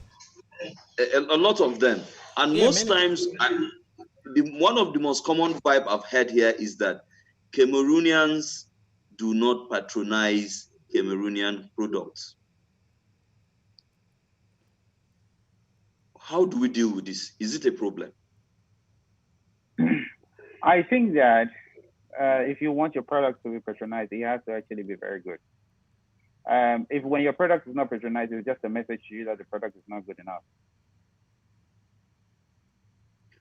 Okay, so because a lot of, I mean, let's be all of us be in your Yaoundé now and speak. We are like in Yaoundé now.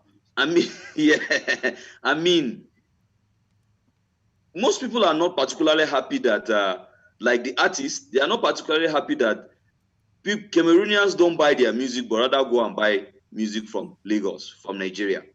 Cameroonians don't watch the soap operas, the local Cameroonian movies, as much as they watch the Nigerian operas. Isn't that sending out monies to Nigeria instead of keeping the money in Cameroon? I mean, let's be concerned about Cameroon first before we are concerned about Africa. Consumers don't have an obligation to keep their money anyway. If you actually bring a chauvinistic mentality to a business setting, you're already shooting yourself in the leg. Nobody owes you. Cameroonian artists, nobody owes you anything. Make good music, and if we like it, we listen to it. I mean, this babysitting mentality where you think that we have to help you. No, how about you go into the studio and bust your behind and make sure that you get a good product so much of that. I listen to some Cameroonian music, not because I have been guilt tripped into thinking that, okay, I should listen to it because it's Cameroonian content. No. I listen to it if it's good, if I can relate with it. You cannot sing a Cameroonian song like an American, and you want to compete with an American on an American platform. How can you compete with Jay-Z when you're trying to sing like Jay-Z? So if I don't get originality, I'll just listen to Jay-Z. I'm sorry, boys. Yeah. But this is some tough love for our artists out there. If you put your heart and your soul and your mind into your music, and stop expecting me to just consume it because it's Cameroonian content, to consume it because it's good content, I'm just going to do that. Anything apart from that, I'm sorry. Yeah, and I have a bit of an experience, Isaac. Yeah, there are some questions. Nanga Samuel Fon, sorry, I missed your other question. I will just ask them after this. I have another thing too. So imagine you're driving. I love to drive fast, and I listen to music. So I realized some of our songs, especially in the past, they used to have these jingles in them that have like cars crashing, and police sounds. Like yeah, so sometimes I'm frightened when I'm like paying attention on the road and I'm listening to this song that I like, and then that whole crash thing just like it's like a jingle that I put in the background. It used to upset me. He's upset me. So I'll just stop playing that kind of thing. If I notice in the song, I don't play it again. You see what I mean? So sometimes when I listen out to another song that is just smooth and that is not there, it doesn't disturb me when I'm driving or going or I hear some police sound. We. As a black man, I'm a bit afraid. You see what I mean? So from my experience to that's what I used to experience with our songs. Those jingles, some of them just mix it in there and it can frighten me. So Okay, so I get what you guys are both saying. Incredible, because incredible. This is a problem that Topo and I have had to respond to a number of times when these artists come. Isn't that true, Brian? They yeah, always right. complain that. So I guess what Mr. Incredible is telling us today, artists, if you are all listening, we're all learning here. Mr. Incredible here is here too. He's learning. Is that I mean, you need to look. You need to do something that is you. You need to do something that is unique. What sells music, what sells art is originality, and you need to do everything you need to do to make sure that you do your best, you give in your best. Then again, I'd like to ask Mr. Incredible, what can Nigeria and Cameroon do in terms of trade, in terms of marketing, you know, that will benefit both countries? How can we do it? Any Oh, you're suggestion? talking from an economic perspective, like two nations or Yes, two nations in terms of trade. yes. That will take us to a very huge political realm. Basically, Okay. our trade agreements have to be in line with each other. Our leadership has to be in line with each other. Basically, we as youths, we cannot actually overcome these barriers. But if I want to work with a Nigerian artist, I tell you, I want to work with somebody who understands me from a personal perspective. I want to work with somebody who doesn't feel entitled to my money or to my services. I want to work with somebody who is actually talented or somebody who is very close to being very talented. Hello? Yeah, come and sit down. What, Mr. Incredible? Yeah. Yeah. Please, sorry, sir. So, yes, it's okay. It's all right. Welcome there. Yeah, welcome. Hi. So, but the Cameroonians and Nigerians have to understand what is common in good business relationships. Yeah. One thing which we should also consider is how we bring ourselves to the table, how honest we are. Yeah. Now, if we actually bring our honesty, it actually creates a very good platform for us to be able to trade without fear of being defrauded. Yeah, true. So once we have that honesty, our trade relations are going to improve drastically. I tell you, most of the people I used to do trade with were Nigerians in Mashembopi. Most of them. But the first time I came to them, they would only give me business not more than $100. When I was consistent and I showed them, this guy could give me business for $10,000. Wow. Now, I only call him Nigerian because of the way he was an Igbo man and the way he spoke, but I did not consider his nationality when I was doing business with him.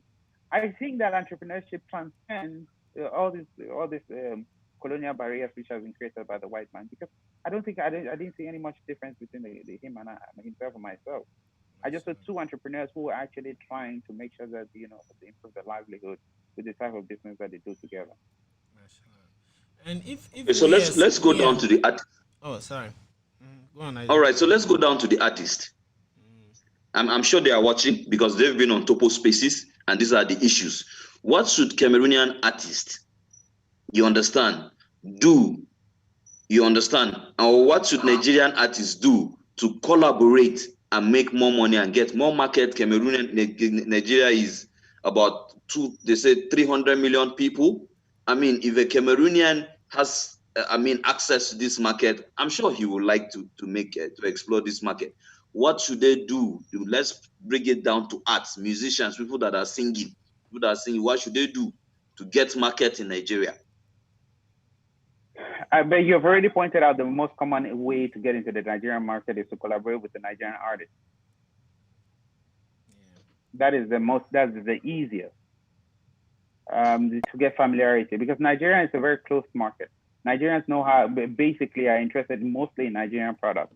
So to break through in the Nigerian market is very difficult. So the first thing you want to do is to collaborate with the Nigerian artist. I don't know the challenges that come with collaborating with the Nigerian artist, but if you actually promise the Nigerian artist that he will get as much viewership in Cameroon as you will get in Nigeria, I'm sure he'll get on board. I think that basically we need to start having mediation. The Cameroonian artists, I see a lot of work that needs to be done, not in their work, but in the way they sell their products. I am from a marketing background. I see so many loops, so many holes in the way that they market themselves, in the way they carry themselves, in the way they promote themselves. Please tell I see us. so. I give you like an average artist should have what is called as SMMM, like social media marketing manager. An average artist should get that. Now, how do you negotiate your businesses with your social media marketing managers? Is that you take it on a percentage basis. You don't hire the person full time. You tell the person, if you bring this and I get this percentage of it. That business model has not been exposed to Cameroonian artists. So they are more concerned with singing than they are with actually generating views. So they focus on the music every single time. And when the music drops, then they start asking, why is nobody hearing it? Because basically you did not have a plan on how to reach a lot of people to hear that. You don't have a plan on how to market that music. I don't see anybody, I don't see any good marketing that is done in Cameroonian music. I mean, people just sing good music and hope that it goes out. I'll tell you one artist in England, Adele, when she did her first album, it sat on the shelf for very long until some major marketer, Simon Cowell, picked it up. The marketing is as important as the messaging. I always tell people to survive in any entrepreneur, even in churches, you need three M's. You need the marketing, you need the messenger, you need the message, and you need the messenger. The marketing is very important. And when you have these three things in common, you're going to have the money.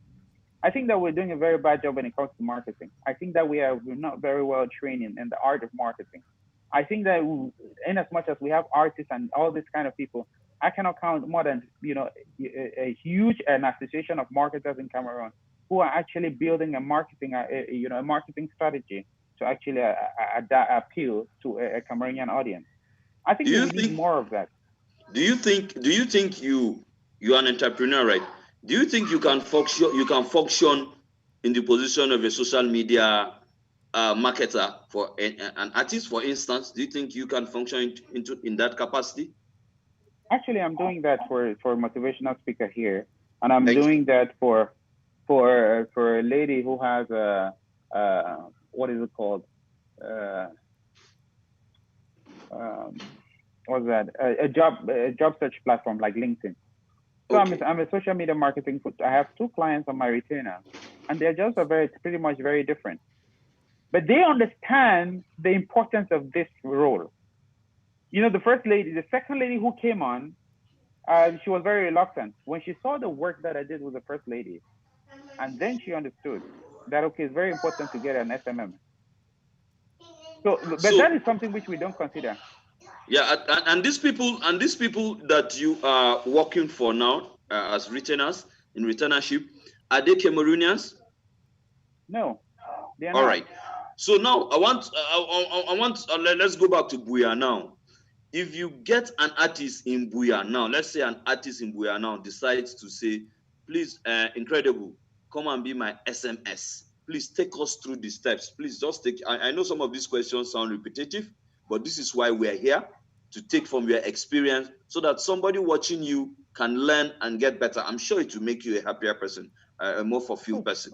Please take us to the first position now. Now you meet somebody, an artist from Buya, who is singing. What are the steps that you would take him as an SMS expert?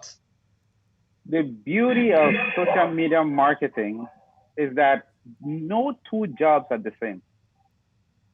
Wow. No two jobs are the same. These two ladies, one person has a totally different call correspondence, and another person, one of them is a motivational speaker, and she wants to reach, have a bigger outreach, and another has a job search platform. and she wants to reach a particular set of people. My strategy has to do with your targeting first. What type of music do you make? When I come into any business, I ask you what the first thing, what's your product? What are you selling? I believe I'm so good in marketing, but I cannot sell everything, brother. I cannot sell sand to you. So I have to make sure that you have a product. And marketing, part of marketing is creating a good product. So if I look at the product line, I look at your music, and I tell you, if you have the heart, you have the courage to take strong criticisms from me, and I tell you, drop this. If you're a rapper, please stop this nonsense with rapping. Go sing country songs. If I don't think you make any sense with rapping, I'll send you to another field. If you are ready to make those big changes with my recommendation, and then I'll take responsibility if anything goes wrong. Because my foresight starts from the product before we go to the promotion. And then we go to the place. Do you understand? And then we go to the price. But I start from the product. Most people want to market something they don't have. This lady who had a job search website, she didn't have a product. I looked at her blessing, at her plan, and I didn't see a product. So we went back and built a product that was suitable for me to present to potential customers. After we built the product, it took us 6 months to build the product. And when we're done with the product, then I presented it to the customers. And then we started business. So I'll tell you, brother, it is not a snap and everything goes right. It is a very, very tough and long process, which if an artist is ready to go down that road, I'm happy to take them there. I have done it successfully. So I know what I'm talking about. Right. Yeah. Wow. Thanks. You know, That's very. I feel like I've recharged my batteries just listening. Yes, man. So Nanga Samuel Fon, shout out to you. So he says, if failure, he asked this earlier, if failure can or should fuel your drive, at what point should failure tell you to quit now? All right, he wants to know the point where he should not. Yeah, because if like failure and all of those things like should be pushing you to do more, how do you use it intelligently? Do you just fail and become good at failing? I don't use the word quit. Okay. I use the word moving on. I tell you what, I've dumped my business and moved. Okay, I see. So I'm not for the mentality that even when you get a break, even when it's getting too tough, you just keep, pushing, and that's some motivational, nice speaking, but it's not practical. I have looked at my business. I was running a cyber business, and I looked at it, and I saw people started having internet on their hands. I'm like, what's going on? And I looked at it, and I did a projection. In 2 years' time, everybody's not going to have a phone in their hands, and they're not going to need internet. Ask Brian what I did. I wrapped up the business, and I moved on to something else. So you don't need the failure to tell you. You need your information. You need your understanding to tell you that, hey, it's not going anymore. But that overly ambitious and not listening, not looking at the data, not looking at the numbers, not having any realistic perception of it. You're listening to some Tony Robbins and thinking that you can break a wall with your head. You're just gonna end up in the hospital. So the next question from I don't know what Facebook did. Okay, I see pinned comment. I've not been seeing it. Okay, so the next comment, the question is from Nanga Samuel Fun. Thanks again. Says, without trying to get into politics, do you think Anglophones are more entrepreneurial because they were pushed to that corner from lack of being easily integrated into the government? Everyone that leaves University of Yaoundé thinks ENAM government, but leaving Boya, you have to create something to make money for yourself. So is it really Boya or the lack of opportunities for Anglophones that pushed them to be more entrepreneurial? That's a very good take. That's a very, very good direction. Yeah. What do you think about that, Isaac? That's great, right? Well, I think the question the question was a little bit long. I didn't get a good grasp of the question, actually. I can read it again. Okay. Yeah, so you can replace. So without trying to get into politics, do you think Anglophones are more entrepreneurial because they were pushed to that corner from lack of being easily integrated into the government. Everyone that leaves University of Yaoundé thinks ENAM government. ENAM is a government school. Isaac to be an administrator. But leaving Boya, Okay. you know you have to create something to make money for yourself. So is it really Boya or the lack of opportunities for Anglophones that push them to be more entrepreneurial? Well, incredible. Thank you for directing this question to me, and I think it's purposeful. You want to hear my first take on this? I will just use the Igbo people in Nigeria to answer this question in the best way that I can. In Nigeria, no Igbo man has been president of Nigeria. They have not had access to power. They have not had access to power in Nigeria.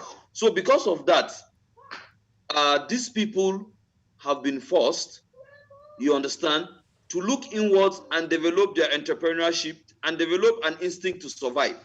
Thereby, they went into business. I also want to think that this is the same thing that applied in Buya. But the difference there is that the difference with Buya and other places is and other individuals is that some people will just allow the marginalization to kill them. Unlike Buya. Buya did not allow the marginalization, unlike the Igbo people, they didn't allow the marginalization to kill them, to kill their morale. Rather, they turned it into a fuel that gingered them. So I want to believe that the Buya experience is an experience that, okay, we have been relegated, you have refused us power access to government. We look inward, we turn this energy into an energy that will give us survival, and boom, they started thinking and entrepreneurship came in. That is the best way. And so I think the lack of having access to power thereby galvanize them to be entrepreneurial. Mashallah. Can I chip in? Yes. How do you do? Incredible. Yeah. You can add and deduct. And I mean, if I have to add anything, I'll only be taking away. Yeah. Mashallah. I mean, Sure. in the light of what Isaac is saying, if we survey many cultures, the cultures of those that have succeeded is a similar thing. If you look, let's say if it's in school or if it's in society, the albino that people suppress the most is probably smart in a way that people can't understand. Or you look at the Bamileke people, they were also suppressed, and that gave them some kind of footing. If you look at the Jews, also they were suppressed, and that gave them some kind of footing. So I mean, from history, we can see that most people that have been marginalized, they kind of find meaning. Perhaps they get to understand the essence of time, because like when there's fire in your ass all the time, you get to understand what time is. So perhaps that's a gift, you see. So I don't know, but if we look at history, then we'll see that a lot of cultures that have been successful have actually been suppressed like that. Yes, well, that is true. That is true. But I just want to take away here and just spell it out to everybody that I think we are getting to the level now that Brian, we had to want somebody who came here and said he went to resolve a problem somewhere and said if you want to complain Well, and bring a it's solution. for the Basil. It's for the Basil. But he said that when he was being changed somewhere, he said you cannot just complain. If you are complaining about something, it's because you should have the solution, and that's really natural, right? Like you can only know that something is not good enough because you know something that is better. So if one is saying this is not good enough and you're not really showing us what is better, then we don't really know what it is that you're talking about. But I mean, on that note, this perhaps the same way that an Olympics person like maybe Michael Phelps is swimming, and that training they really don't get depressed much. Or that's why when people are depressed, they tell them to like work out or do something, because Once your body is used to some kind of strain, you can handle stress. So perhaps when you are suppressed, you are being trained to handle difficulty. When you start a business now, or you start reading a book, like let's say to do marketing, you have to study, man. You have to study first principles of the whole art. But it's easy to read half a page and give up. But if you're somebody that you have gone through suffering, the moment you start feeling bored or you start feeling tired, you will not even feel it. So before you want to know that you have suffered, you have read the whole book. So perhaps those that are suppressed are actually trained, they're baked by their course or the courses, and then they get to be very resilient. Guys, what do you guys say to people who will be looking at us now and say, okay, see that that guy that is calling himself Encredible Spaunder. See that guy that is calling himself Brian. See that Isaac. They are all seated in Encredible Spaunder is in Bahrain, is in Arab, where there is money, where there is oil. And Brian is in America, enjoying dollars.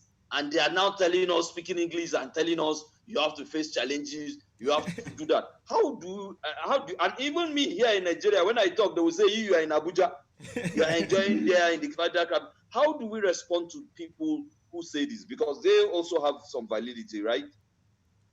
Yeah. How do you respond to somebody that like that, Brian? Brian, you go first, or should I go? Please go first. Let me not steal your thunder. I'll tell them that you don't know me. So that if you know me, you'll never say that. I'll tell them that if you've ever slept upright in Douala, waiting for Balo clothes to come so that you can have a first pick, then you can talk to me about privilege. I'll tell them that if you've ever traveled to Nigeria alone and arrived, how do they call this place? River Island? No. Calabar? In the middle of the night. No, Calabar? Calabar. And then you travel for 13 hours by bus and being attacked by armed robbers while you're carrying a few hundred, about 2 million in your pants. And you've been asked to lie down in the middle of the road. I'll tell them that if you've ever had to go for 1 week without taking a bath, because basically you're trying to make sure that you don't take off your pants, and because all your money is in your pants, and you're afraid that somebody's going to steal it in a no man's land. I'll tell them that if you've ever landed in Nigeria and the person who was supposed to pick you because he landed at 2 o'clock in the night, he tells you that nobody goes out at 2 o'clock, so you have to find a way in a strange man's land because you want to do business. So I'll tell them that before you talk to me about privilege, I'll ask them if they've ever fried puff-puff. I'll ask them if they've ever fried pap. I'll ask them if they've ever been a chargeur. I'll ask them if they've ever had to clean the other people's shit in the toilet because they want to build an office for themselves. So before you even talk to somebody about privilege, maybe you should know who you're talking to. Mashallah. Mashallah. Thank God you didn't take the thunder. Yeah. You see his thunder away. You see? Wow. Yeah. So, yeah, I mean, in line with that too, for me,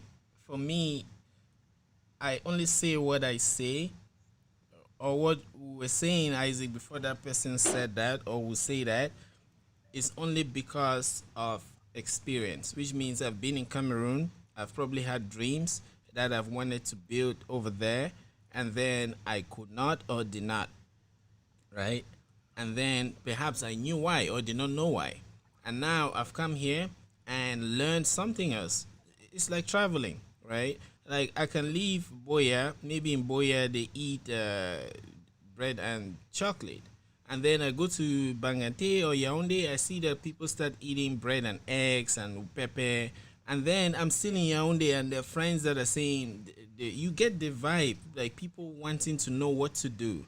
Then you start suggesting that bread and egg and pepper, like try to do that there. And then if the person sits and says, oh, you're in Yaoundé, you're not, I don't know if you see what I mean. So, but on my part, whatever I say, in America it's not easy. And I only say what I say because I came to realize that what we saw on TV, those are scripts. Those are things that have been written, and then people are acting it. So people are pretending as though that's what is there. Like, yes, the dollars is there. Who will give you the dollars? No one. You have to go get it.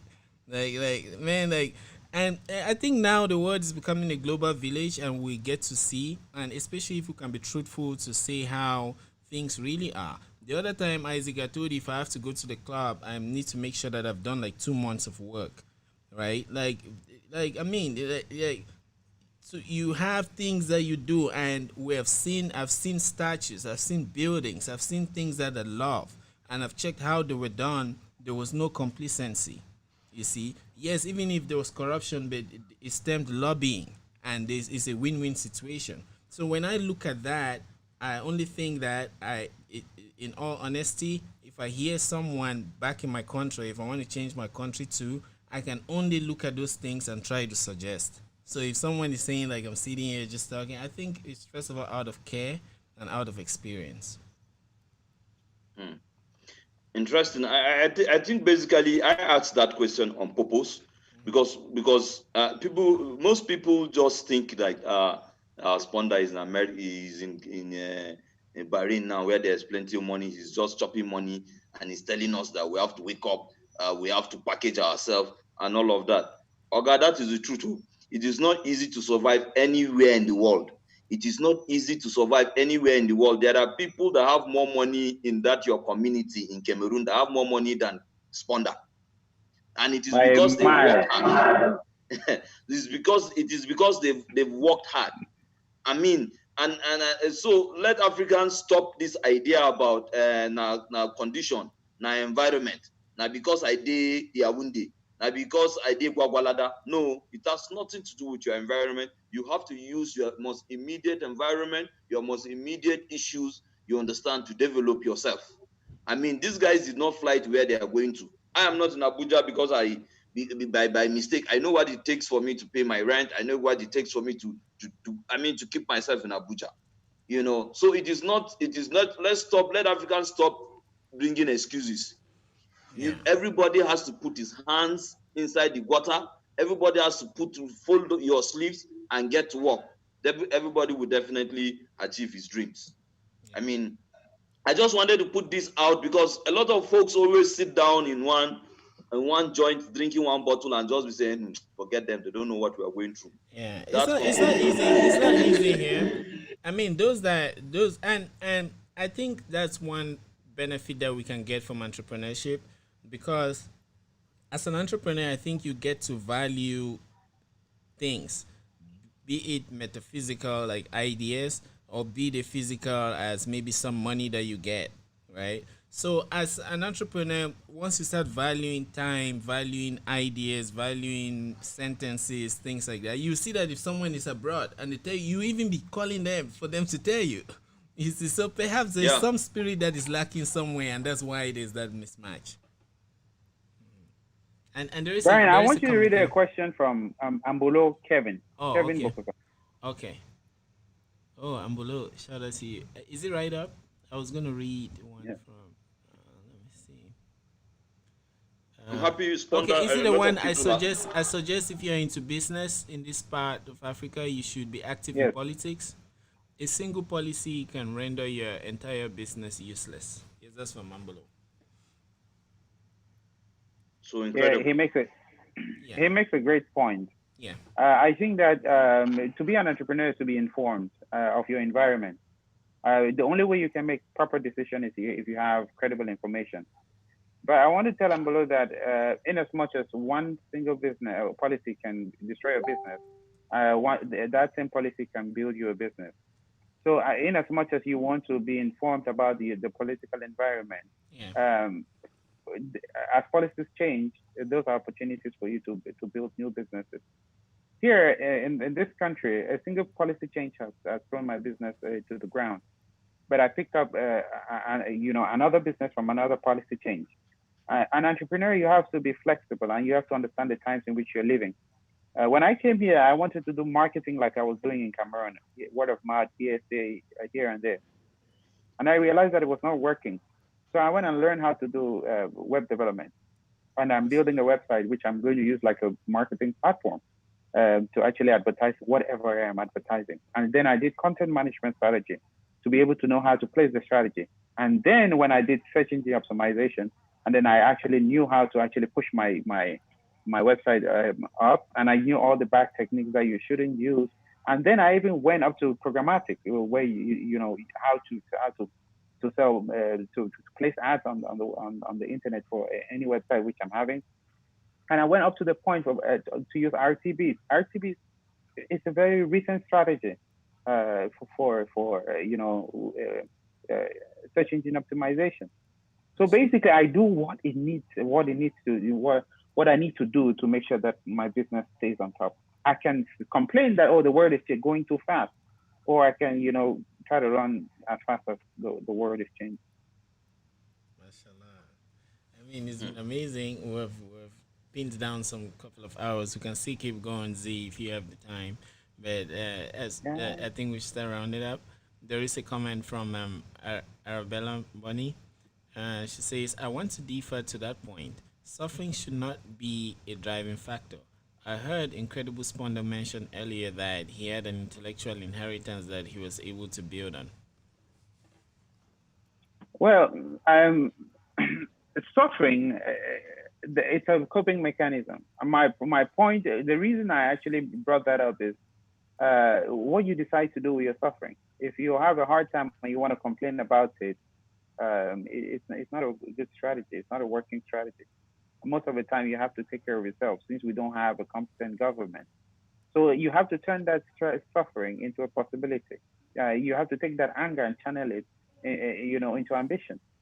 So if you have an opportunity, if you have a background, like in this country, if you have a hernia and you want to start a business, the government gives you 80% of the capital you need. That is inheritance. But if you're a foreigner, they give you 0%. But I have a government, I have a business, and I hire Bahrainis. I didn't get anything from the government. So basically, I cannot look at what other people are getting. I just look at what I don't have, and I actually try to make up, for what I lack. So I work twice as hard as any other person who has the opportunity. People who have the opportunity might just say, okay, then they don't need to work hard. But I work everybody. I work even the person who has 100%. Mashallah. From Loretta, Loretta says, what guidance do you have for young people who went to the US or Europe for advanced study and now want to return to Africa to start a business? I'll tell them that the American institutions are usually not very compatible for African businesses. I think that the initiative and the good learning and the good institutions and the advanced technology, when you come to Africa, don't try to implement it verbatim. Try to modify it to fit an African context in such a way that people will not actually be resisting what you're selling to them. When you come from America, please don't speak with a twang when you're trying to reach Africans. More not talk pidgin, so that basically people can relate. Yeah. Once you come from America, there's some resistance. So you have to try as much as possible to be relatable. Thank you very much, Spaunder. There are some parts. There are some Okay. parts from the American education. There's some aspects that I like. They try to integrate that in a university. When I was getting to Boya, the BMP system started where they summarized it as the student does more work than the teacher. That's what is like. That's what I enjoy about studies here. If you're really serious, you don't even need to go to class. Like I remember in school, I was like a night watch, study all night. You have the textbooks, the resources. Some of the courses are even recorded.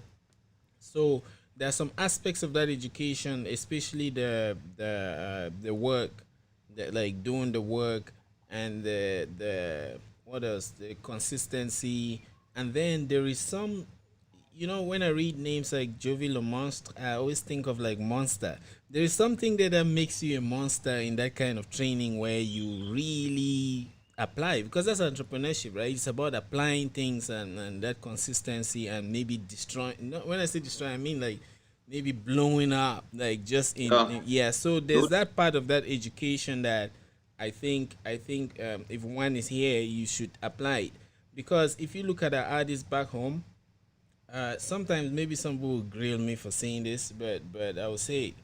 Like Yeah, man. you see an artist, 5 years he has like one song or two songs, and then or you see someone that like is a writer or something, and you don't see like the products. You see what I mean? From an American point of view, people don't even give themselves titles. Others call you that because they see what you've done. Like you see someone that has done like 4 albums, and then they tell him that, oh, you're an artist, and then he's like, oh, okay, I see. So I think those are some of the aspects that we need. Like, but it's just in terms of like work ethics and perhaps customer service. Yeah, I think I understand what Brian is saying, and it also applies in Nigeria too, and maybe it's an African mentality. People. I think people are sorry to say it again. I think that is called mediocrity. Mm. Somebody is calling himself an artist. You just do one small, you drop one album now, then you wait for 3 years. You've just done one work, and you begin to carry yourself and put as a superstar when you have not. So what we are saying is here is that you need to keep on Nigerian people, Nigerian entrepreneurs, Nigerian artists, African artists. You need to keep on pushing the limits. If you write this artwork today, or you do this artwork today, you need to continue doing more. Your desire, your appetite is supposed to be growing more and more and more and more and more and more and more and more and more. You just don't do one small thing, then you begin to cross leg and begin to drink Hennessy and What begin do you to. think about that, Z? I remember a couple of years back you had said something about that, Z. You had mentioned something about hard work and showing off and things like that. I'm a bit hazy in that direction. But what do you think about this whole like delivery, like being able to deliver? And sorry to put more context. When you and I talked about Topoh, for example, I saw a lot of places that were lacking, like going back to the essence of entrepreneurship, delivering a product that should be fantastic. That's the only thing that will bring people there. Not fans, but air conditions. So so I mean, what do you think about that? That whole idea of like working hard to make that product. The thing with entrepreneurship and artistry, those people who do it for, independent accolades, is the fact that some people derive enough satisfaction from that title more than they do from the success. Okay. So there are some people who are just happy to be called an artist, and there are some people who want to sell albums. So it depends on their individual objectives. If you want to call yourself an artist, I mean, by all means, whatever you want to call yourself. I call myself incredible because I think I am. So basically, the nomenclature is not actually the problem. Okay. For me, I think that the problem is for people who want to build a brand but are going about it the wrong way and are declaring victory earlier than they've even gotten into the fight. Okay. They actually have to set the milestones and know what exactly they refer to as victory. They have to set the milestones and know what they're calling success. They have to set the milestones and know exactly when they become an artist or when they become whatever they want to call themselves. I cannot speak to people's individual ambitions, but if you are really ambitious and you want to be a professional artist in this case, I'm meaning somebody who lives solely, whose job is to be an artist or a musician. If you want to do that, you need to do more than just call yourself an artist. You need to do more than that. You should be able to pay your bills from the job you're doing. If you're doing a part-time job on top of singing, doing music, I don't think it's sustainable yet. And if you tell yourself a lie so many times, there's a point in time when you get to believe it. So I think that we should continue to ginger, like my brother said. I think that That's we should fine. continue to grind. I think that we should continue to push hard. I think that all we're doing here is to support the artists. And I think that if there are artists out there who think that they need some guidance, I think that they can come up on this show and let's deal with the particular problems which they have and provide them particular solutions. I think that we in this our small panel, that is the way we can help to lift our brothers who we think that they can do better. For all the artists, I don't think that Isaac is saying that you guys are bad. I think that he's saying that we believe that you people have so much talent which is going to waste. Yeah. And platforms are like this are designed to make sure that you people get the most out of the skill set which you have. For me, every time I look at an artist, I'm like, this is money going down in the drain. How come you don't see the money? Yeah. How come you don't see the money that you could have been making? Yeah, and uh, just to chime in on that, Z, like, and going back to what Isaac had said, that maybe someone can say we're abroad and we're just talking, maybe running our mouths, and I summarize my own answer in terms of experience and um, participation contribution. So one other thing I realized is when I was in Cameroon, I did not really know what time meant. Now I don't still know, but I appreciate it better than back in Cameroon. Because when I came here, I realized that society is like a train. You can catch up with it or you can miss it and perhaps be running behind it. And then as you're running behind it, that's how you're wearing yourself out. Other things are coming in, and before you know it, you're lost. So that is very typical here because society does not wait for you, and you could be the best in what you do, but by the time you don't follow certain rules, just like how Z was saying that you lost your job twice because you were being your best, but did you meet those requirements? So you see that society, time, those are all things that are independent of you. So it makes you see how little you are. But being small is being big. In the same way that Z, when you were strong, you noticed that that was your weakness. So I think that spirit too makes you, that spirit of seeing yourself small actually makes you big. But when I was in Cameroon, I did not get to experience that. Like things were good, things happened. I don't know how, and perhaps if I was there now, it would be different. But I think things are different there, and there's so many opportunities that if we change that mindset and we start preparing things like gardening, these ideas would harvest like wonderful fruits from them. So that's that from my end. Isaac, anything? I think we can round up Z so that you Yeah, can catch up with other things. yeah. Yeah. Yeah, I think I'm hoping that we'll have another conversation sometime. My Yes. timeline actually ended in high school. I've not actually taken you people to the transition of how my business actually went and how the the challenges I faced here Yeah. in Bahrain and the things I learned.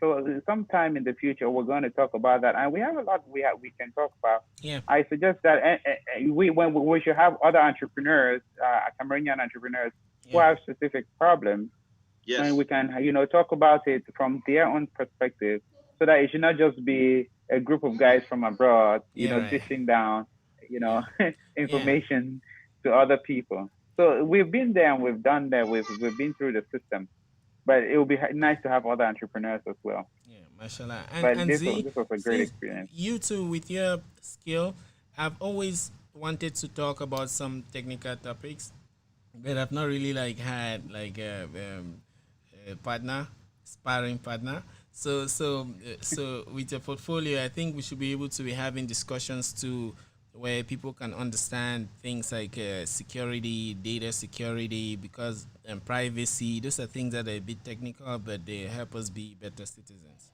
So we would And hope to also, touch all of those. also the power of the internet. I don't think that because only 12% of businesses in Africa are being done online. So I think that basically small starts and small platforms helping entrepreneurs to know how they can mine the power of the internet to actually build their businesses on, and to make sure that not too many people are in any particular field. A lot of people say, "Oh, that field is crowded." No, it's not crowded. Yeah. It is not. There is so much to learn. There's so much I have learned. There's so much I'm going to share. And one thing I want to be is practical. I want to tell people do A, B, C, and come back to me. And if it works, then we do D, E, F. I want to be very practical in my orientation and in my counseling. I don't want to give general. That's why I always ask for specific examples, and I can help you now to shoot down those problems. So Mashallah. hopefully, I think that we will be doing that more in the future. Yeah, yes. And also to the artists, especially Cameroonians, not just artists, everyone. I've written to a lot of people, but they don't reply. So please try to check. Why would you put a page there and then I write to you and you don't reply? Like, I mean, it's okay to say no. You can just reply and say no. I don't want to come on it. But you don't just reply at all. So I'm beginning to wonder that what if that was 50 Cent? What if that was Jay Z? I'm not saying I'm anybody of it. I mean, just like we should have that spirit to communicate. if we have pages, we should, because those are interfaces to us. So that's how we can collaborate with people and perhaps go to Mars. It's okay, Brian. I think you should just keep doing what you're doing. With time, they'll be writing you to come on the show. I see that I've been tracking Topoh Spaces for a bit, and I've seen how much progress it's making. Get the people on who want to add value to your business. The artists will start replying. They see it, but just they don't see you yet. Okay. Keep grinding, and you keep gingering. Mashallah, mashallah. Thanks, Z. Thanks, Z. Thank you very much. Thank you, Spaunder. I mean, today we've really talked about very interesting issues. I mean, that most people that have come to Topoh Spaces, especially artists, have really talked about. We've trust most of them here. We might not have dealt with them 100%, but guys, if you are listening, Spaunder has just offered himself to come back here. If anybody has there is no shame in this thing. I beg. If you know Sabi speak better English, come, we will speak Pidgin English. Me, they speak. I'm more even comfortable with that. And thank God, Spaunder has even identified him. I speak the Pidgin English in Sabia. The same to Brian. This is a platform who can't deal with these issues here. Yes. You know, totally. And let's improve our being. Let's improve our businesses. This is why Topoh Spaces is here for everybody. If you don't want to call Brian, just check on our Facebook. You will see my number. Call me. I will respond to you. Will speak Pidgin English. Nothing they happen, right? Yeah. So thank you. Thank you, Encredible Spaunder, for coming. Thank you, Brian. Thank you, everybody. Thanks, everybody. It's just amazing. Thanks to those that, let me do shout out before we split. Shout out to Loretta, as usual. Thanks for being there. I can guess whenever we start an episode, I can just say shout out to Loretta because I know she's there. Yes. And then Arabella and Bonnie, immense thanks for your contribution, both in taking care of Z and in the comments. And then shout out to Ambolo. Ambolo was in Boya, right, Z?